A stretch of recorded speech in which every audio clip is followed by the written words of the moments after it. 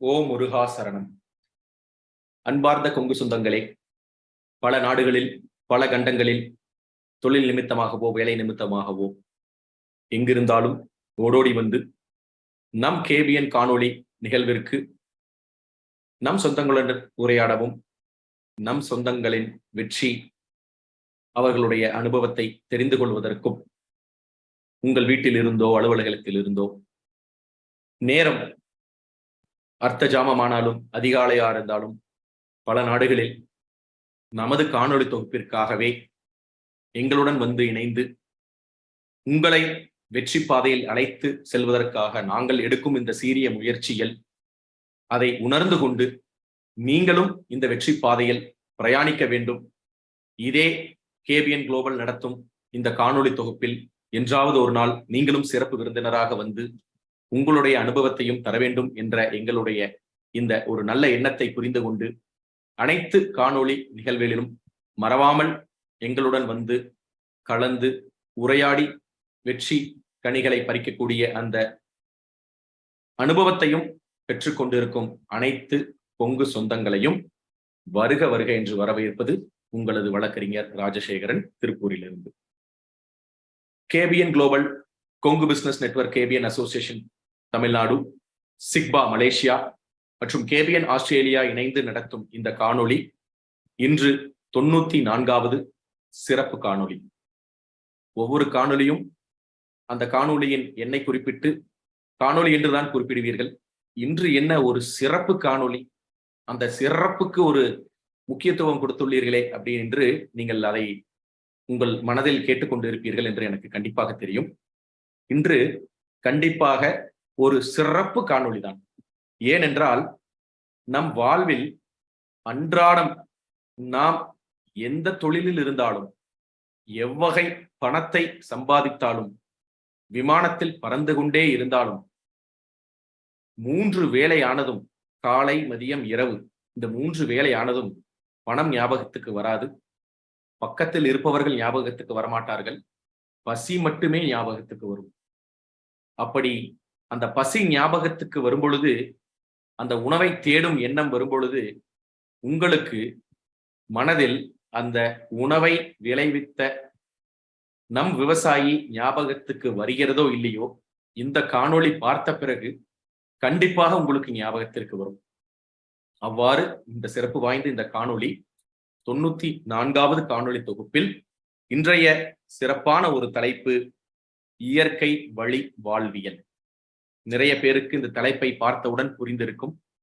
புரியாதவர்களுக்கு ஒரு சின்ன விளக்கத்துடன் நம் இன்றைய காணொளி தொகுப்பில் இணைந்திருக்கும் இன்றைய சிறப்பு விருந்தினர் திரு ஐந்துணை வி வேலுசாமி அவர்களையும் நம் கேபிஎன் சொந்தங்கள் சார்பாக வருக வருக என்று வரவேற்று, நம் சொந்தங்களுக்கு இந்த தலைப்பு இயற்கை வழி வாழ்வியல் என்பதை ஒரு சிறு விளக்கமாக, இயற்கை வழி நாம் எவ்வாறு சென்றால் நம் வாழ்க்கை உன்னதமாக இருக்கும், அந்த உன்னதம் என்ற எழுத்திற்கு நீண்ட ஆயுள், நிறைந்த செல்வம், மற்ற அனைத்து சொந்த பந்தங்கள், சமுதாயம், உள்நாடு வெளிநாடு போன்ற அனைத்து உலக மக்கள் உங்களை பாராட்டி கொண்டிருக்க வெற்றி பெற்று வாழ வேண்டும் என்றால் இந்த இயற்கை வழி வாழ்வியல் மிக மிக முக்கியம். அதை பற்றி இன்று தெரிந்து கொள்வதற்கு முன்னர் நம் வான்புகழ் வள்ளுவரை கண்டிப்பாக இந்த நினைவில் நாம் கொண்டு வர வேண்டும். உழுவார் உலகத்தார்க்கு ஆணி அஃதாற்றது எழுவாரை எல்லாம் பொறுத்து என்ற அந்த ஒரு அருமையான குரலில், நீங்கள் எப்பேற்பட்ட தொழிலில் இருந்தாலும், எவ்வகையான ஜாம்பவானாக இருந்தாலும், பல கோடிகளுக்கு அதிபதியாக இருந்தாலும், உங்களை விட பல படிகள், ஒரு படி கிடையாது, பல படிகள் உயர்ந்தவர் அந்த விவசாயி ஆவார். அந்த விவசாயியே உலகத்திற்கு அச்சாணி போன்றவர் என்ற இந்த ஒரு விளக்கத்தை நான் கூறவில்லை. எனக்கு முன்னரே திருவள்ளுவர் பல வருடங்களுக்கு முன்றே நம் சமுதாயம், நம் நாட்டு மக்கள், இந்த உலக மக்கள் விவசாயத்தை மறைந்து ஒரு விஷத்தை சாப்பிட்டு விட்டு என்றாவது இந்த ஒரு குறளை எண்ணி பார்த்து அவர்கள் வாழ்வில் கண்டிப்பாக ஒரு மாற்றத்தை அடைவார்கள் என்று நம் வான்புகழ் வள்ளுவர் அன்றைக்கே எழுதி வைத்து விட்டு சென்று விட்டார் அவருடைய 2 அடி திருக்குறளில். அந்த 2 அடி திருக்குறளை மனதில் வைத்துக் கொண்டு இன்றைய சிறப்பு விருந்தினரை பற்றி கண்டிப்பாக உங்களுக்கு ஒரு முன்னுரை கொடுத்தே ஆக வேண்டும். அந்த முன்னுரை என்னவென்றால், இன்றைய சிறப்பு விருந்தினர் திரு ஐந்துணை வேலுச்சாமி என்பவர் ஐந்துணை என்கின்ற ஒரு நிறுவனத்தின் நிறுவனர். அவர் அந்த நிறுவனத்தில் என்ன செய்து கொண்டிருக்கிறார் என்பதை நீங்கள் ஒரு காணொளி இதற்கு பின்பு வரும், அதை பார்த்து தெரிந்து கொள்ளலாம். தமிழ்நாடு விவசாயிகள் பாதுகாப்பு சங்கத்தின் மாவட்ட ஒருங்கிணைப்பாளராகவும், ஒரு 12 ஏக்கர் நிலத்தை குத்தகைக்கு எடுத்து புஞ்சை புளியம்பட்டியில் விவசாயம் பார்த்தும், மற்றும் ஒரு 12 ஏக்கரில் பயிர் சாகுபடி, அதாவது 6 வகையான வாழை, பாகல், பீர்க்கங்காய், புடலக்காய், தக்காளி, வெண்டைக்காய், கத்திரிக்காய், கோவைக்காய், தர்பூசணி, மஞ்சள், சர்க்கரை வள்ளி கிழங்கு போன்ற பல அறுவடைகளை செய்து கொண்டிருக்கும் ஒரு உன்னதமான விவசாயி. இவரிடம் தொடர்பில் உள்ள விவசாயிகள் 200 பேர் நேரடியாகவும் மற்றும் மறைமுகமாகவும், மற்றும் 500 ஏக்கருக்கு மேற்பட்ட விளை பொருட்களை இவர் சந்தைப்படுத்துகின்றார். அதுதான் மிக மிக முக்கியம். எல்லோரும் விவசாயிகள், ஆனால் ஒவ்வொரு விவசாயிக்கும் நாம் விவசாயம் சார்ந்த காணொளி தொகுப்பு நடத்தும் பொழுது அந்த சந்தைப்படுத்துதலை நாம் முன்னின்று நடத்த வேண்டும். யாராவது ஒருவர் பூனைக்கு மணிகட்ட முன்வர வேண்டும். யாராவது ஒருவர் தன்னலமற்று பொது வாழ்வில் ஒரு அக்கறை எடுத்து அனைத்து உலக விவசாயிகள், நம் சமுதாயத்தை சேர்ந்த விவசாயிகள் முன்னுக்கு வர வேண்டும் என்ற எண்ணத்தை எடுத்து ஒரு முதல் படி வைக்க வேண்டும் என்று பலரும் பல எண்ணங்களில் சிந்தித்திருப்பார்கள். இன்றும் சிந்தித்துக் கொண்டிருப்பார்கள், இன்றும் சிந்தித்துக் கொண்டும் இருக்கின்றோம். ஆனால் அந்த ஒரு முதல் படியை எடுத்து வைத்து ஒரு 500 ஏக்கர் விளை பொருட்களை, அந்த விவசாயிகளை 200க்கு மேற்பட்ட விவசாயிகளை ஒன்றிணைத்து அந்த விவசாயத்தின் வரும் பொருட்களை, பூச்சி மருந்து மற்றும் நச்சு பொருட்களை கலந்து விவசாயத்தை சந்தைப்படுத்துதல் என்பது ஒரு பெரிய விஷயம் அல்ல. அந்த இயற்கை வழி வேளாண்மைகளை கொண்டு வந்து அதை உன்னிப்பாக கவனித்து அதை இயற்கை வழி வேளாண்மையா என்று ஊர்ஜிதப்படுத்தி அந்த 200 விவசாயிகளையும் ஒன்றிணைத்து அவர்களுடைய பொருளை சந்தைப்படுத்துவது என்பது மிகவும் ஒரு சிறப்பு வாய்ந்த ஒரு விஷயம். அந்த விஷயத்தை செய்து கொண்டிருப்பவர் தான் இன்றைய சிறப்பு விருந்தினர். அவர் கோவை, பாலக்காடு, பெங்களூர், சென்னை போன்ற முக்கியமான நகரங்களுக்கு அவர்களுடைய இந்த இயற்கை வழி வேளாண்மையிலிருந்து வரக்கூடிய காய்கறிகள், கனிகள், பழங்களை கொண்டு சேர்க்கின்றார். 1500க்கு மேற்பட்ட மாணவர்களுக்கு விவசாயம் சார்ந்த இயற்கை விவசாயத்தை செயல்முறை விளக்கம் கொடுத்து கொண்டிருப்பவர். இன்றும் சமுதாய நலன் கருதி தொடர்ந்து அந்த பணியை செவ்வனே செய்து வருகின்றார். 5000த்திற்கு மேற்பட்ட விவசாயிகளுக்கு, விவசாயத்தை தெரிந்த அந்த விவசாயிகளுக்கு இயற்கை வழியில் எவ்வாறு சீர்தூக்கி செல்ல வேண்டும், அதனுடைய முக்கியத்துவத்தை இன்றும் அவர் அவருடைய பயிற்சியை கொடுத்து கொண்டிருக்கின்றார். 13 வருடங்களுக்கு மேற்பட்ட அனுபவத்தை வைத்துக் கொண்டு அவர் PSG மற்றும் தமிழ்நாடு அக்ரிகல்ச்சர் யூனிவர்சிட்டியுடன் புரிந்துணர்வு ஒப்பந்தம் செய்து கொண்டு மாணவர்களுக்கு இயற்கை வழி விவசாயம் செயல்முறைகளை பயிற்சியாக இன்றும் கொடுத்து கொண்டிருக்கின்றார்.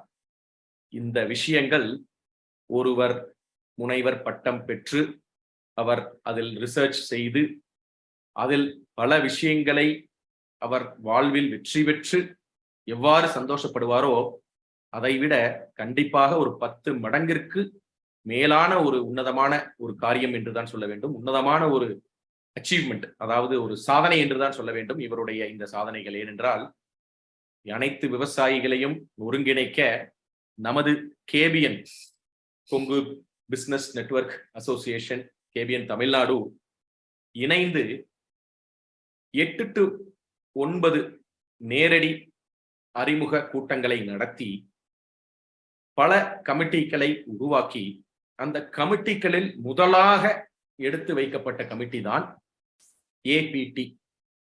இந்த APT என்றால் அக்ரிகல்ச்சர் அண்ட் ப்ராடக்ட்ஸ் டீம்.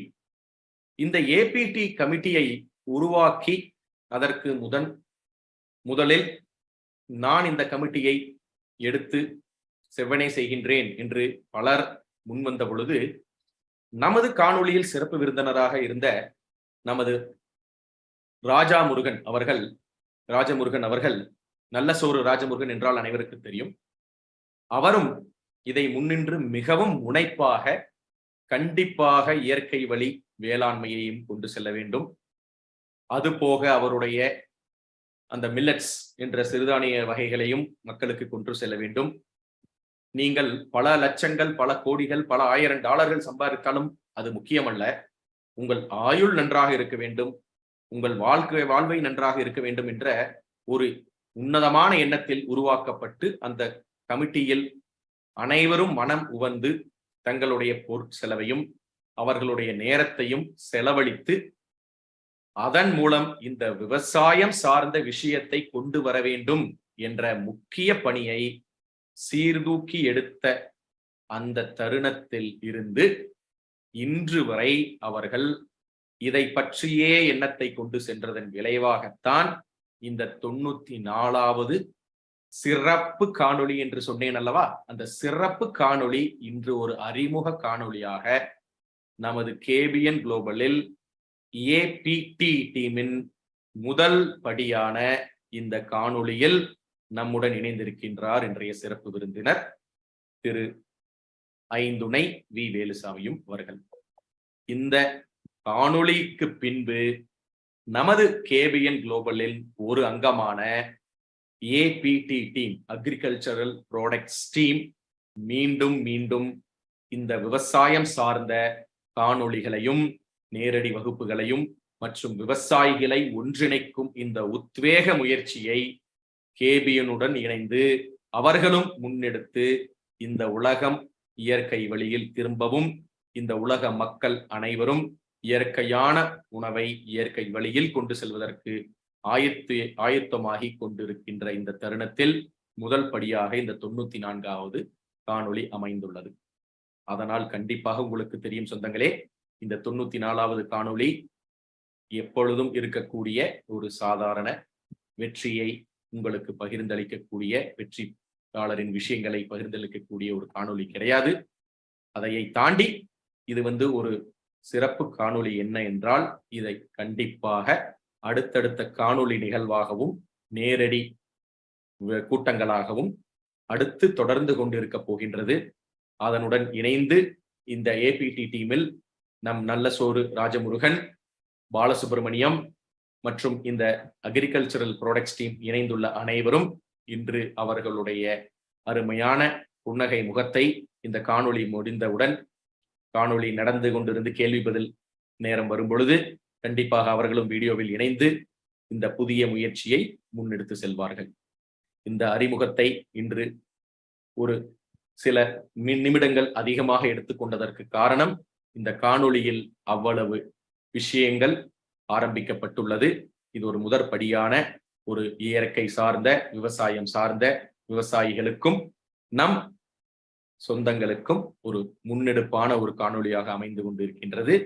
இன்றைய சிறப்பு விருந்தினரை நெடுநேரம் காக்க வைத்ததற்கு ஒரு மன்னிப்பு கோரி இன்றைய சிறப்பு விருந்தினரை பற்றிய ஒரு காணொளி இதோ உங்களுக்காக.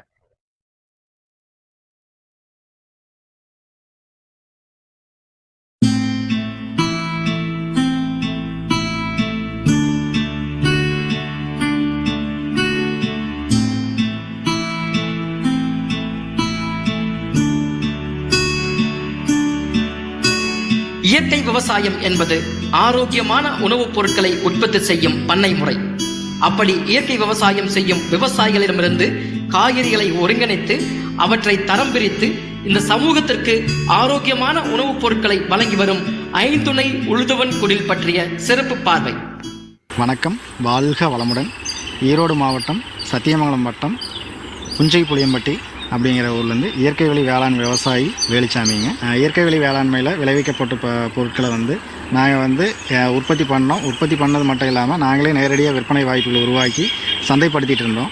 நாங்கள் உற்பத்தி பண்ண பொருளை நாங்கள் சந்தைப்படுத்திட்டோம். எங்களை சார்ந்த நண்பர்கள் உற்பத்தி பண்ண பொருளை விற்பனை வாய்ப்பு இல்லாமல் தவிச்சிட்டு இருந்தாங்க. இப்போ அவங்களுக்கும் ஏதாவது ஒரு சப்போர்ட் பண்ணணும் அப்படிங்கிறக்காக நாங்கள் ஒரு டீமாக உருவாக்கணும். அது அப்போ ஏதாவது பெயர் வேணும் அப்படின்னு தேவைப்படுச்சு. ஐந்திணை இயற்கை வழி வேளாண் விளைபொருள் உற்பத்தியாளர்கள் அப்படின்னு என்னோடய பண்ணையிலேயே ஒரு சின்ன செட்டு மாதிரி போட்டு உற்பத்தி பண்ண காய்கறிகளை எல்லா விவசாயிகளும் கொண்டு வந்து அந்த இடத்துல சேர்த்து ஆர்டருக்கு தகுந்த மாதிரி ஒவ்வொரு கடைகளுக்கும் ஆர்டர் எடுத்து அவங்களுக்கு தேவைக்கு தகுந்த மாதிரி பேக் பண்ணி அனுப்பி வச்சுட்டு இருந்தோம்.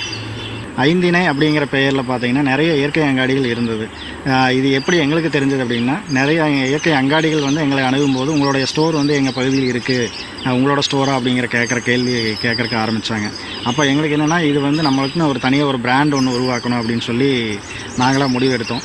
அப்போ எங்களுக்கு என்னென்னா, ஐந்திணை அப்படிங்கிற பெயரை விட்டு கொடுக்குறதுக்கு மனசும் இல்லை. ஆனால் அது வேறு பேர் மாற்றினா புதுசாக வந்து ஒரு பேர் கொண்டு வந்து வைக்கிறதுக்கும் ஐடியா இல்லை. அப்போ நிறைய யோசனைகள் செஞ்சுட்டே இருந்தோம், நிறைய பெயர்கள் செலெக்ஷன் பண்ணோம். எங்களுக்கு எதுவும் கிளிக் ஆகலை. நிலம் சார்ந்து போயிட்டு இருந்தோம். நிலம் சார்ந்த பெயர் தான் குறிஞ்சி, முல்லை, மருதம், நெய்தல், பாலை. இது வந்து நிலம் சார்ந்த பெயர்கள். அதுதான் வந்து ஐந்திணை அப்படிங்கிறது. நம்ம வந்து சரி ஏன் பஞ்சபூதங்களை வந்து வச்சு பண்ணலாம், அப்போ பேரை வைக்கக்கூடாது அப்படின்னு சொல்லிட்டு ஒரு யோசனை வந்தது. எங்களுடைய குருநாதர் சத்தியமங்கலம் சுந்தராமன் ஐயாவோட ஆலோசனையின் பேரில் ஒரு பெயர் செலெக்ஷன் பண்ணி வச்சுருந்தோம். அதை அவர்கிட்ட ஆலோசனை கேட்டு அந்த பெயர் ஓகேவான்னு கேட்டோம். அவரும் அது கரெக்டான விளக்கங்கள் கொடுத்தாரு. அப்போ முடிவெடுத்த பெயர் தான் வந்து ஐந்துணை அப்படிங்கிற பெயர் முடிவு பண்ணோம். ஐந்துணை அப்படின்னா பஞ்சபூதங்கள், நிலம், நீர், நெருப்பு, காற்று, ஆகாயம். இந்த 5 இல்லைன்னா நம்மளால் இயங்க முடியாது. இந்த பேர் தான் வந்து நம்ம ஐந்துணை அப்படிங்கிறத வந்து நம்ம பிராண்டாக வந்து க்ரியேட் பண்ணோம். ஐந்துணை அப்படிங்கிற பிராண்டை வச்சுட்டோம். ஐந்துணை அப்படிங்கிற பிராண்டில் பார்த்தீங்கன்னா இயற்கை வழி விவசாயம் பண்ணுற விவசாயிகளோட பொருட்களை கொண்டு வந்து சந்தைப்படுத்துறதுக்கு உண்டான முயற்சியில் அது தனியாக போயிட்டு இருந்தது. இயற்கை அங்காடி வந்து புஞ்சை புளியம்பட்டியில் ஓப்பன் பண்ணணும் அப்படிங்கிறத ஒரு முடிவு எடுத்தோம். அது மட்டும் இல்லாமல் இயற்கை வழி விவசாயம் பண்ணுற விவசாயிகளோட விளை பொருட்களை வந்து ஒரு இடத்துல கொண்டு வந்து சேர்த்தணும் அப்படிங்கிற எண்ணமும் தோணுச்சு. அப்போ இது எல்லாமே சேர்த்து ஒரே இடத்துல ஓப்பன் பண்ணிடலாம், ஒரே இடமா பண்ணிடலாம் அப்படின்னு சொல்லிட்டு முடிவெடுத்தோம். ஐந்துணை இயற்கை அங்காடியில் வந்து உழவர்களுக்கு வந்து ஒரு முக்கியத்துவம் கொடுக்கணும் அப்படின்னு முடிவெடுத்தோம். அப்போ அதுக்காக நாங்கள் செஞ்ச ஒரே வேலை என்னென்னா, ஐந்துணை உழுதவன் குடில். உழுதவன்கிறது உழவு தொழில் செய்கிறவங்கள குறிக்கும், குடில் அப்படிங்கிறது அந்த இருக்கிற இடத்த குறிக்கும். அதனால் வந்து எங்களோட அங்காடிக்கு பெயர் பார்த்திங்கன்னா ஐந்துணை உழுதவன் குடில். பொதுவாக எல்லாருமே பார்த்திங்கன்னா அவங்களுடைய வண்டி வாகனங்களில் பார்த்திங்கன்னா அவங்களுடைய குலதெய்வங்களுடைய பெயரை வந்து முக்கியத்துவம் கொடுத்து எழுதுவாங்க. ஆனால் எங்களுக்கு முக்கியத்துவம் குலதெய்வம் அப்படின்னு பார்த்திங்கன்னா விவசாயிகள் தான். எங்களோட வண்டிகளில் பார்த்திங்கன்னா விவசாயத்தையும் உழவு தொழில் செய்கிறவங்களையும் முன்னிறுத்தி அவங்களே எங்களை குலதெய்வமாக நினச்சி உழுபவன் துணை அப்படிங்கிற பெயரில் எல்லா வண்டிகள்லேயும் இருக்கும். ஐந்துணை என்ன பண்ணுது அப்படிங்கன்னா, இயற்கை வேளாண்மை பண்ணுற விவசாயிகள் எல்லாத்தையும் ஒருங்கிணைப்பு பண்ணுறது மட்டும் இல்லாமல் அவங்க உற்பத்தி பண்ணுற காய்கறிகள் அனைத்தையுமே இந்த புளியம்பட்டி கொண்டு வந்து இங்கிருந்து எங்கெங்கே இயற்கை அங்காடிகள் இருக்கோ அவங்களுக்கு என்னென்ன தேவை அப்படிங்கிறது தெரிஞ்சு அவங்ககிட்ட ஆர்டர் எடுத்து அந்த காய்கறிகளை வந்து பேக் பண்ணி அவங்க இடத்துக்கு கொண்டு போய் சேர்த்துற வேலையை தான் ஐந்துணை செஞ்சிட்ருக்கு. இயற்கை வழி வேளாண்மையில் விளைவிக்கப்பட்ட விளைபொருட்களை விவசாயிகளிடமிருந்து எப்படி நாங்கள் தேர்ந்தெடுக்கிறோம் அப்படிங்கன்னா, ஒரு இயற்கை வழி வேளாண்மை விவசாயி எங்களோட வந்து அணுகுனாங்கன்னா அவங்களுடைய பண்ணையை வந்து நாங்கள் நேரடியாக போய் பார்வையிடுவோம். அவங்க எவ்வளோ வருஷமாக இயற்கை வழி வேளாண்மையில் இருக்கிறாங்க அப்படிங்கிறத ஃபஸ்ட்டு கேட்போம். இடுபொருட்கள் என்னென்ன உபயோகப்படுத்துகிறாங்க அப்படிங்கிறத பார்ப்போம். அவங்களுடைய பண்ணை வந்து நாங்கள் எந்த நேரம் வேணாலும் போய் பண்ணை பார்வையிடுறதுக்கு அவங்க அனுமதி கொடுக்கணும் அப்படிங்கிற ஒரு கட்டாயத்தையும் நாங்கள் வச்சுருப்போம். எங்களுடைய நிபந்தனைகளுக்கு உட்பட்டு விவசாயம் செய்யும் விவசாயிகளிடமிருந்து அவர்களுடைய பண்ணையை ஆய்வு செய்து காய்கறிகளை ஆய்வு செய்து நாங்கள் அவர்களிடமிருந்து காய்கறிகளை பெற்றுக்கொள்கிறோம். நம்ம ஐந்துணைக்கு பார்த்தீங்கன்னா காய்கறிகள் எங்கெங்கிருந்து வருதுன்னு பார்த்தீங்கன்னா, ஈரோடு மாவட்டம், திருப்பூர் மாவட்டம், நீலகிரி மாவட்டம், இது மட்டும் இல்லாமல் கர்நாடகாவிலிருந்து ஒரு சில பகுதிகளிலிருந்தும் காய்கறிகள் கிடைக்குது. பல வகைகள் பார்த்திங்கன்னா அந்தந்த சீசனில் எங்கெங்கே இருக்குதோ அந்த பொருட்கள் அங்கே இருந்தெல்லாம் நம்மளுக்கு அனுப்பி வைப்பாங்க. இயற்கை அங்காடிகள் அவர்களுடைய தேவையை ஆர்டர் ஃபார்மில் அவர்கள் எங்களுக்கு அனுப்பி வைப்பார்கள். அவர்களுடைய தேவை என்ன என்று தெரிந்து ஒரு வருட லிஸ்ட் நாங்கள் எடுத்து வைத்துள்ளோம். எந்தெந்த மாதங்களில் என்னென்ன காய்கறிகள் தேவை என்று அந்த லிஸ்ட்டை வைத்து விவசாயிகளிடமும் அதேபோல் என்னென்ன காய்கறிகள் என்னென்ன மாதங்களில் தேவையோ அதற்கு தகுந்தாற்போல் நடவு செய்ய சொல்லி அந்த காய்கறிகள் விவசாயிகளிடமிருந்து பெற்றுக்கொள்ளப்படுகிறது. உற்பத்தி செய்கிற விவசாயிகிட்டிருந்து காய்கறிகள் அவங்க அறுவடை செஞ்சு வச்சாங்கன்னா எங்களுடைய வாகனத்திலேயே போய் பிளாஸ்டிக் ட்ரே ஒவ்வொரு விவசாயிகளுக்கும் கொடுத்து அந்த ட்ரேயில் நப்பி வச்சாங்கன்னா அந்த ட்ரேயில் காய்கறிகள் எந்த டேமேஜும் இல்லாமல் எங்களோட வாகனத்திலேயே எடுத்துகிட்டு வந்து இங்கே நம்ம ஐந்துணை குடிலுக்கு கொண்டு வந்து சேர்த்திடுறோம். ஐந்துணை குடியில் கொண்டு வந்து சேர்த்துனது மட்டும் இல்லாமல் இயற்கை அங்காடிகள் அவர்களுக்கு தேவையான ஆர்டர்களை ஆர்டர் ஃபார்மில் அனுப்பி வைப்பார்கள். இயற்கை அங்காடிகளுக்கு என்ன காய்கறிகள் தேவையோ அதை வந்து பிளாஸ்டிக் ட்ரே, காட்டன் பாக்ஸு இந்த மாதிரி பெட்டிகளில் பக்குவமாக எந்தெந்த காய்கறிகள் எப்படி டேமேஜ் ஆகாமல் போகணுமோ அந்த மாதிரி பேக் பண்ணி பக்குவமாக எங்களோட வண்டியிலேயே பார்த்திங்கன்னா அவங்களுக்கு அவங்களோட ஸ்டோர் டிப்பாக டெலிவரி கொண்டு போய் கொடுத்துட்டு வந்துட்டுருக்கோம். ஒரு கிராமத்தில் உற்பத்தி பண்ணுற காய்கறிகளை சென்னை, பெங்களூரு, கேரளா இந்த பெருநகரங்களுக்கு நம்ம அனுப்பி அங்கே இருக்கிற இயற்கை அங்காடிகள் நுகர்வோருக்கு கொண்டு போய் சேர்த்தி அந்த நுகர்வோர் வந்து அந்த காய்கறிகள் அவ்வளோ ஃப்ரெஷ்னஸாக இருக்குது, நல்ல குவாலிட்டியாக இருக்குது அப்படின்னு சொல்லும்போது எங்களுக்கு இன்னும் புத்துணர்வு அதிகமாக இருக்குது. இன்னும் மேலே மேலே வந்து நம்ம விவசாயிகளை வந்து ஊக்குவிச்சு இயற்கை இடுபொருளை கொடுத்து நம்ம இயற்கை வேளாண்மை பண்ணுற விவசாயிகளை ஊக்குவிச்சு அவங்ககிட்ட இருந்து நிறைய காய்கறிகள் உற்பத்தி செய்து நம்ம இன்னும் நிறைய கொண்டு போய் சேர்த்தணும் அப்படிங்கிற ஆர்வம் வந்து இன்னும் அதிகரிச்சுட்டே இருக்குது.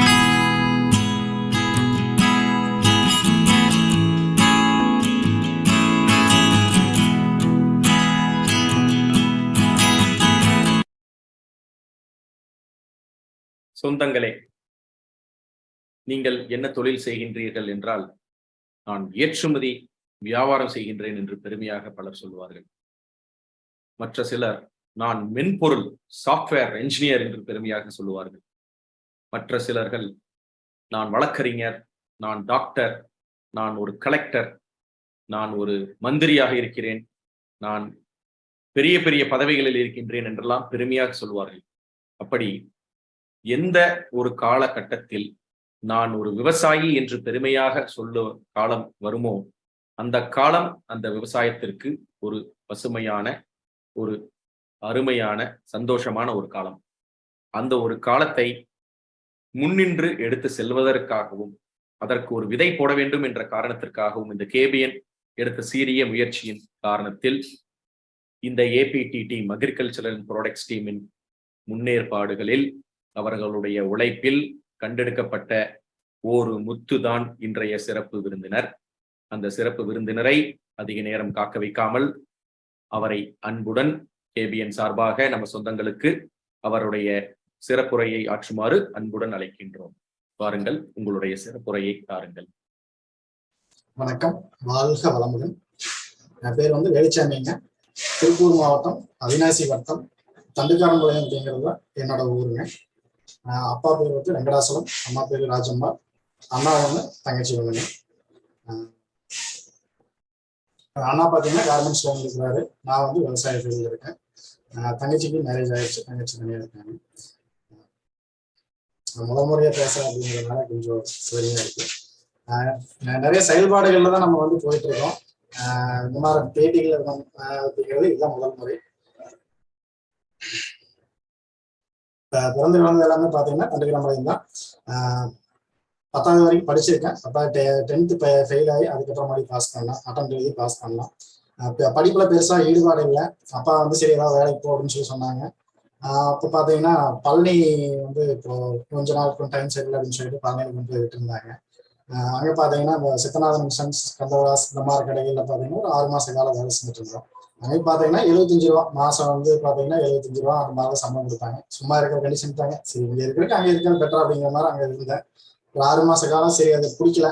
அப்போ என்னன்னா அங்கேயே ஒரு நண்பரோட கடையில அப்பப்போ போய் கொண்டிருப்போம். அவர் பார்த்தீங்கன்னா எலக்ட்ரிக்கல் ஃபீல்டு இருந்தாரு. அப்போ இடையில வந்து அவர் கூட்டிட்டு போவா அப்படிங்க, எலக்ட்ரிக்கல் ஃபீல்டுக்கு கூட்டிட்டு போவாரு. அங்கே போயப்போ அதுல வந்து ஈடுபாடு வந்தது. ஈடுபாடு வந்ததுக்கு அப்புறம் எலக்ட்ரிக்கல் ஃபீல்ட்லேயே முழுசா இறங்க அப்படின்னு சொல்லிட்டு அங்கே அதில் இறங்க ஆரம்பிச்சோம். சொந்த ஊருக்கே வந்துட்ட மாதிரி திருப்பி 6 மாசம் கழிச்சு வேண்டாம் நீ ஊருக்கே வந்துடுன்னு சொல்லி சொன்னாங்கன்ட்டு மாதிரி ஊருக்கே வந்துட்டேன். ஊருக்கு வந்து பார்த்தீங்கன்னா மச்சான் பார்த்தீங்கன்னா அவர் ஈபியில் என்ன இருக்காரு, அவரு கூட அப்பப்போ வேலைக்கு போய் வேலை பழகிட்டு இருந்தோம். வேலை பழகிட்டு இருக்கும்போது பார்த்தீங்கன்னா இப்போ நம்மளுக்கு ஈடுபாடு அது ரொம்ப அதிகமாகிடுச்சு. தனியாக கான்ட்ராக்ட் எடுத்து வேலை செய்ய வேண்டிய ஆகிட்டோம். படிப்பு வந்து 10வது தான், 10வது ஃபெயில் ஆகிட்டு அதுக்கு மேலே படிக்கல. இருந்தாலும் அனுபவ அறிவை வச்சு நம்ம கற்றுக்கிட்டோம். இன்னொருத்தரோட சம்பளத்துக்கு போனோம். அவர்கிட்ட பார்த்தீங்கன்னா 1 வருஷம் வேலை செஞ்சோம். வேலை செஞ்சுட்டு இருக்கும்போது பார்த்தீங்கன்னா வேலையில் ஈடுபாடு அதிகமாக இருக்கிறதுனால ஃபுல்லாகவே நம்மகிட்டே பொறுப்பு கொடுக்க ஆரம்பிச்சாங்க. அப்போ ஈடுபாடோட அந்த வேலையை எடுத்து முடிச்சு கொடுத்தோம். ஒரு சில கஸ்டமருக்கு பார்த்தீங்கன்னா நேரடியாக நீங்களே எடுத்து செய்யுங்க அப்படின்னு சொல்லி சொன்னாங்க. அப்போ அந்த வேலையை முழுசாவே நம்ம அடுத்த வருஷத்துல வந்து நம்ம அந்த வேலையை முழுசாவே எடுத்து செய்ய ஆரம்பிச்சோம். செஞ்சுட்டு இருக்கும்போது பாருங்க அந்த வேலையை பார்த்தீங்கன்னா கிட்டத்தட்ட ஒரு 15 வருஷம் அந்த ஃபீல்டுலேயே வந்து அவினாசி பகுதியில் தான் வந்து நம்ம மெயினாக ஆஃபீஸ் போட்டு எடுத்து செய்யறதுக்கு ஆரம்பிச்சு கிட்டத்தட்ட கடைசியாக வேலை முடிக்கிற ஸ்டேஜில் பார்த்தீங்கன்னா ஒரு 14-15 பேர் நம்ம கிட்ட அசிஸ்டண்டாக ஒர்க் பண்ணாங்க. பெரிய இது கரெக்டாக சொல்லணும்னா பார்த்தீங்கன்னா துணிக்கடையும் சரிங்க, பெரிய இண்டஸ்ட்ரீஸ் கம்பெனி, மில்லு வரைக்கும் அதிகபட்சம் 100 HP சர்வீஸ் வரைக்கும் நம்ம போய் வேலை செஞ்சுட்டு இருந்தோம். ஒரு ஸ்டேஜுக்கு மேலே பார்த்தீங்கன்னா அப்பா ஒரு காலகட்டத்தில் தவறிட்டாருங்க. கரெக்டாக சொல்லணும்னா பார்த்தீங்கன்னா 30/12/2008 அந்த டைமில் பார்த்தீங்கன்னா அப்பா தவறிட்டாரு. எலக்ட்ரிக்கல் லைனில் தான் இருந்தோம். தோட்டம் இருக்கு, சொந்த பூர்வீகம் எல்லாமே விவசாய குடும்பம் தான். அப்பா பார்த்தீங்கன்னா தண்டுக்காரம்பாளையம் ஊராட்சியில் முன்னாள் வைஸ் பிரசிடண்டாக இருந்தாருங்க. ஒரு 10 வருஷ காலகட்டங்கள் அண்ணா போஸ்டிங் தான் சொல்லணும். அவரோட நேர்மையும் அந்த இதெல்லாம் வந்து என்னை இந்த அளவுக்கு கொண்டு வந்து சேர்த்திருக்கு. எந்த இடத்துலையும் வந்து ஒரு சின்ன விஷயமா இருந்தாலும் உடனடியே போய் அவங்களுக்கு சேவையை செஞ்சு கொடுத்துட்டு இருந்தாரு. அந்த விஷயத்துல பார்த்தீங்கன்னா அவர் தான் எனக்கு ரோல் மாடல்னு சொன்னா அப்பா தான். அது எந்த இடத்துலையும் மறுக்கிறதுக்கு இல்லை. அடுத்து இதே கண்டிஷன்ல போயிட்டு இருந்தது. அப்பா தவறினாரு. விவசாயம் அண்ணா வந்து கார்மெண்ட்ஸ் லைனுக்குள்ள இருந்தாரு, நான் வந்து இந்த எலக்ட்ரிக்கல் ஃபீல்டுக்குள்ள இருந்தேன். சரி விவசாயத்தை யார் பாத்துக்கிறது அப்படிங்கிற ஒரு சூழல் வந்தது. அப்போ சரி நான் வந்து விவசாயத்தை பாத்துக்கிறேன் அப்படின்னு சொல்லிட்டு நான் எலக்ட்ரிக்கல் ஃபீல்டையும் பார்த்துட்டு விவசாயத்துலையும் அப்படியே விவசாயம் செய்ய ஆரம்பிச்சேன். அண்ணா வந்து முழுக்க முழுக்க கம்பெனி லைன்லயே இருந்துட்டாருங்க. விவசாயத்துல வந்தோம் சரி, ஏன்னா எல்லாமே வந்து தண்ணிக்கட்டு பூமியா தான் இருந்தது அப்பா இருக்கிற காலகட்டங்கள்ல. அதுக்கப்புறம் பார்த்தீங்கன்னா நான் உள்ள இறங்கினதுக்கு அப்புறம் எலக்ட்ரிக்கல் ஃபீல்டில் இருந்த அனுபவம், அந்த அனுபவத்தை வச்சு நம்ம சொட்டு நீர் பாசனம் வந்து அப்பதான் அறிமுகமாகி ஓரளவுக்கு டெவலப்மெண்ட் ஆகிட்டு இருந்த ஸ்டேஜ். அந்த தோட்டம் ஃபுல்லாக வந்து மொத்தம் 8 ஏக்கராங்க. எங்களோடது வந்து 6 ஏக்கரா, சித்தப்பாவோட 2 ஏக்கரா. சித்தப்பா பையன் பார்த்தீங்கன்னா பிரகாஷ், அவரும் ஊர்ல தான் இருக்காரு. தோட்டம் ஃபுல்லாக வந்து சொட்டு நீர் பாசனம் போட்டுட்டோம். என்ன பண்றது கிராப் என்ன பண்றது அப்படின்னு போட்டு பார்த்தீங்கன்னா நம்ம கரும்பு தான் மெயினா போட்டோம். என்ன காரணம் அப்படின்னா எலக்ட்ரிக்கல் ஃபீல்டும் நம்ம விட முடியாது இருக்கிற சுச்சுவேஷன்ல, விவசாயத்தையும் அடுத்த கட்டத்துக்கு கொண்டு போகணும், விவசாய தோட்டத்தையும் பார்க்கணும் அப்படிங்கிற சூழல் இருந்ததுனால 8 ஏக்கர் சொட்டு நீர் பாசனம் போட்டு ஃபுல் அண்ட் ஃபுல் கம்ப்ளீட்டா கரும்பு தான் போட்டோம். அப்பெல்லாம் வந்து ரசாயன விவசாயம் தான் பண்ணிட்டு இருந்தோம். அதாவது கரும்பு நடவு போட்டா அந்த கரும்பு பயிருக்குள்ள பாத்தீங்கன்னா களைக்கொல்லி ஒன்று அடிப்பாங்க, டாடா மெட்டி 240 சொல்லுவாங்க. அந்த களைக்கொல்லி அடிக்கும் அதாவது 8 ஏக்கர் ஒரே நாள் அடிக்க முடியாது. ஒரு நாள் 2-2.5 ஏக்கர் பக்கமா இருக்குங்க. அடிச்சு முடிச்சுட்டு அடுத்த நாள் காலையில வந்து அந்த ஃபீல்டுக்குள்ள போய் பார்க்கும்போது எனக்கு மனசு ரொம்ப வலிச்சது. என்ன காரணம் அப்படின்னா கரும்பு பயிர் எல்லாமே அப்படியே வாட்டமா வாடிடுச்சு. அந்த அன்னைக்கு இந்த களைக்கொல்லி அப்படிங்கிற விஷயத்த வந்து நான் தூக்கி தோட்டத்தை விட்டு வெளியே போட்ட நாள். அந்த களைக்கொல்லி அடிச்ச விளைவு தான் நான் வந்து இயற்கை விவசாயத்துல உந்து சக்தியை உள்ள தள்ளப்பட்டேன். அதுக்கு அடுத்தது இருந்த ஃபீல்டு மீதி 6 ஏக்கரா பார்த்தீங்கன்னா டோட்டலாவே வந்து ஆட்களை வச்சு களை எடுத்தோம். அதுல ஆமா அந்த வருஷம் வந்து ரசாயன உரங்கள் உபயோகப்படுத்தினா யூரியா, பொட்டாஸ், டிஐபி. அது என்னன்னா அன்னைக்கு இருந்த ஆர்வம் ரசாயன உரங்கள் மொத்தமா கொள்முதல் பண்ணி வச்சிட்டோம். ஏன்னா வெளியில காசு இல்லைன்னா ரொம்ப போயிரு அப்படிங்கிறதுனால ஃபீல்ட்ல இருந்து சப்போர்ட் ரசாயன உரங்கள் ஒரு பாதிக்கு மேல வாங்கி வச்சிட்டோம். ஒரு பகுதி அதாவது என்னன்னா ஒரு 50 மூட்டை எடுத்தோம்னா அதுல பாதி 25 மூட்டை மட்டும் வச்சுட்டு மீதி கடைக்காரனுக்கு ரிட்டர்ன் கொடுத்துட்டோம். அந்த வருஷம் ஃபுல்லாவே அந்த ரசாயனங்கள் தான் பண்ணிட்டு இருக்கோம். அந்த வருஷம் ஈல்டு பாத்தீங்கன்னா டோட்டலா ஒரு 600-650 டன் பக்கமா இருக்கு. ஆவரேஜா 65 டன் குறையான சொல்றேன். ஒரு ஏக்கராக்கு 65 டன்னுக்கு மேல வந்து ஈல்டு எடுத்தோம். ஆனா என்னதான் இருந்தாலும் அந்த ரசாயனத்தை உள்ள உபயோகப்படுத்தணுமே அப்படிங்கிற ஒரு உறுத்தல் இருந்துட்டே இருந்தது. சரி அந்த வருஷம் வந்து கரும்பு சருகு வந்து தீ வைக்கல, கரும்பு வெட்டி முடிச்சுட்டாங்க, சருகு தீ வச்சோட சொல்லி ஒரு சொல்ல சொன்னாங்க. ஏன்னா அந்த கரும்பு பயிர் வாடினதே வந்து அந்த களைக்கொல்லி அடிச்சு கரும்பு பயிர் வாடினதே எனக்கு ஒரு மனசுல ஒரு உறுத்தலா இருந்தது. அப்ப தீ வச்சோம்னா அங்க இருக்கிற நுண்ணுயிர்கள் எல்லாம் என்ன ஆகும் அப்படிங்கிற ஒரு கேள்வி என்னோட மனசுக்குள்ள இருந்தது. அந்த வருஷம் என்ன பண்ணாங்கன்னா அந்த கரும்பு சருகு ஃபுல்லா வந்து ஆள் விட்டு கம்ப்ளீட்டா கட்டி எடுத்து வெளியில எடுத்து அடிக்கணும். அப்புறம் அதுக்கப்புறம் பட்டம் முடிச்சுட்டு விவசாயம் பண்றதுக்கு ஆரம்பிச்சோம். அடுத்த வருஷம் என்னன்னா இந்த முதல் வருஷம் அந்த ரசாயன குறிப்பிட்ட பர்சன்டேஜ் அளவுக்கு யூஸ் பண்ணோம். அதுக்கப்புறம் என்னன்னா இந்த இயற்கை மேல ஈடுபாடு அதிகமாச்சு. அப்ப என்னன்னா நம்மாழ்வார் வந்து புத்தகங்கள் வாயிலா வந்து அவர் வெளியில தெரியறதுக்கு ஆரம்பிச்சார். பசுமை வேடங்களான புத்தகங்கள் வாயிலா வந்து அவரோட புத்தகங்கள் வாசிப்புல அவரோட எப்படி விவசாயம் பண்றது, என்னென்ன விவசாயத்துல என்னென்ன இருக்கு, அதாவது இயற்கை வேளாண்மைனா என்ன அப்படிங்கிற விஷயங்களை அவரோட புத்தகங்கள் வாயிலா கத்துக்கிட்டு பாத்தீங்கன்னா அவரோட வழிகாட்டுதல், அதாவது நேரடியா சந்திச்சது கிடையாது, வாய்ப்பு கிடைக்கல, இறைவன் எனக்கு அந்த வாய்ப்பு கொடுக்கல.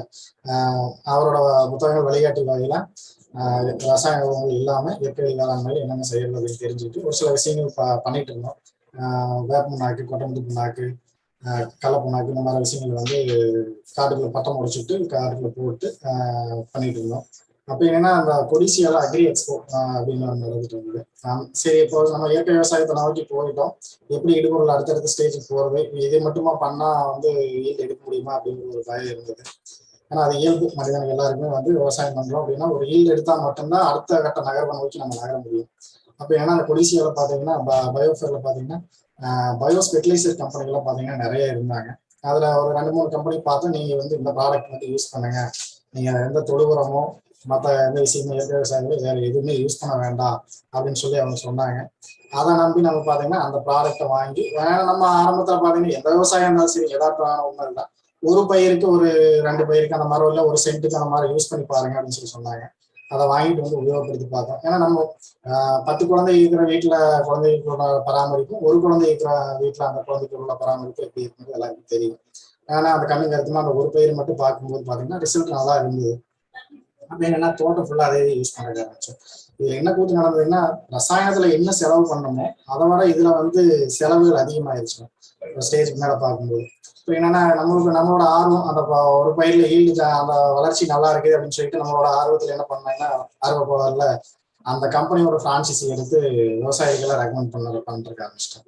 அப்ப என்னன்னா இந்த முறை தவறு அப்படிங்கிறது நம்ம பக்கத்து ஊருங்க உதயச்சந்திரன் சொல்லிட்டு ஒரு விவசாயி, அவர் வந்து சுபாஷ் பாலேக்கரோட வழியில விவசாயம் பண்ணிட்டு இருக்காரு. அவரை போய் அணுகி நான் இந்த மாதிரி இருக்குன்னா இதை பண்ணி யூஸ் பண்ணுங்க அப்படின்னு சொல்லும்போது, இல்ல வேல்சாமி இது தப்பு, நீ அது எப்படி நீ ஒரு டப்பா இருக்கிற பொருளை வச்சு நீ 1 ஏக்கரை விவசாயம் எடுக்க முடியும் அப்படின்னு சொல்லி அவர் கேள்வி கேட்டாரு. அப்ப அந்த டைம்ல அவர் என்னன்னா அந்த கம்பெனிக்காரர் வந்து ஒரு சொல்லிட்டு கொடுத்தாரு, நம்ம தோட்டத்துல வந்து இயற்கை விவசாயம் பண்றதை பத்தி ஒரு மீட்டிங் போடலாம், பயோ ப்ராடக்ட் பத்தி ஒரு மீட்டிங் போடலாம் அப்படின்னு சொல்லிட்டு அரேஞ்ச் பண்ணியிருந்தாங்க. அப்போ இவர் கேள்வி கேட்டதை அந்த விசிட் வந்து நான் அந்த கம்பெனியோட ஓனருக்கு தகவல் கொடுத்தோன்னே அப்போ பார்த்தீங்கன்னா அப்புறம் அந்த அன்னைக்கு அவர் பேக் அடிச்சு ஓடிட்டாரு.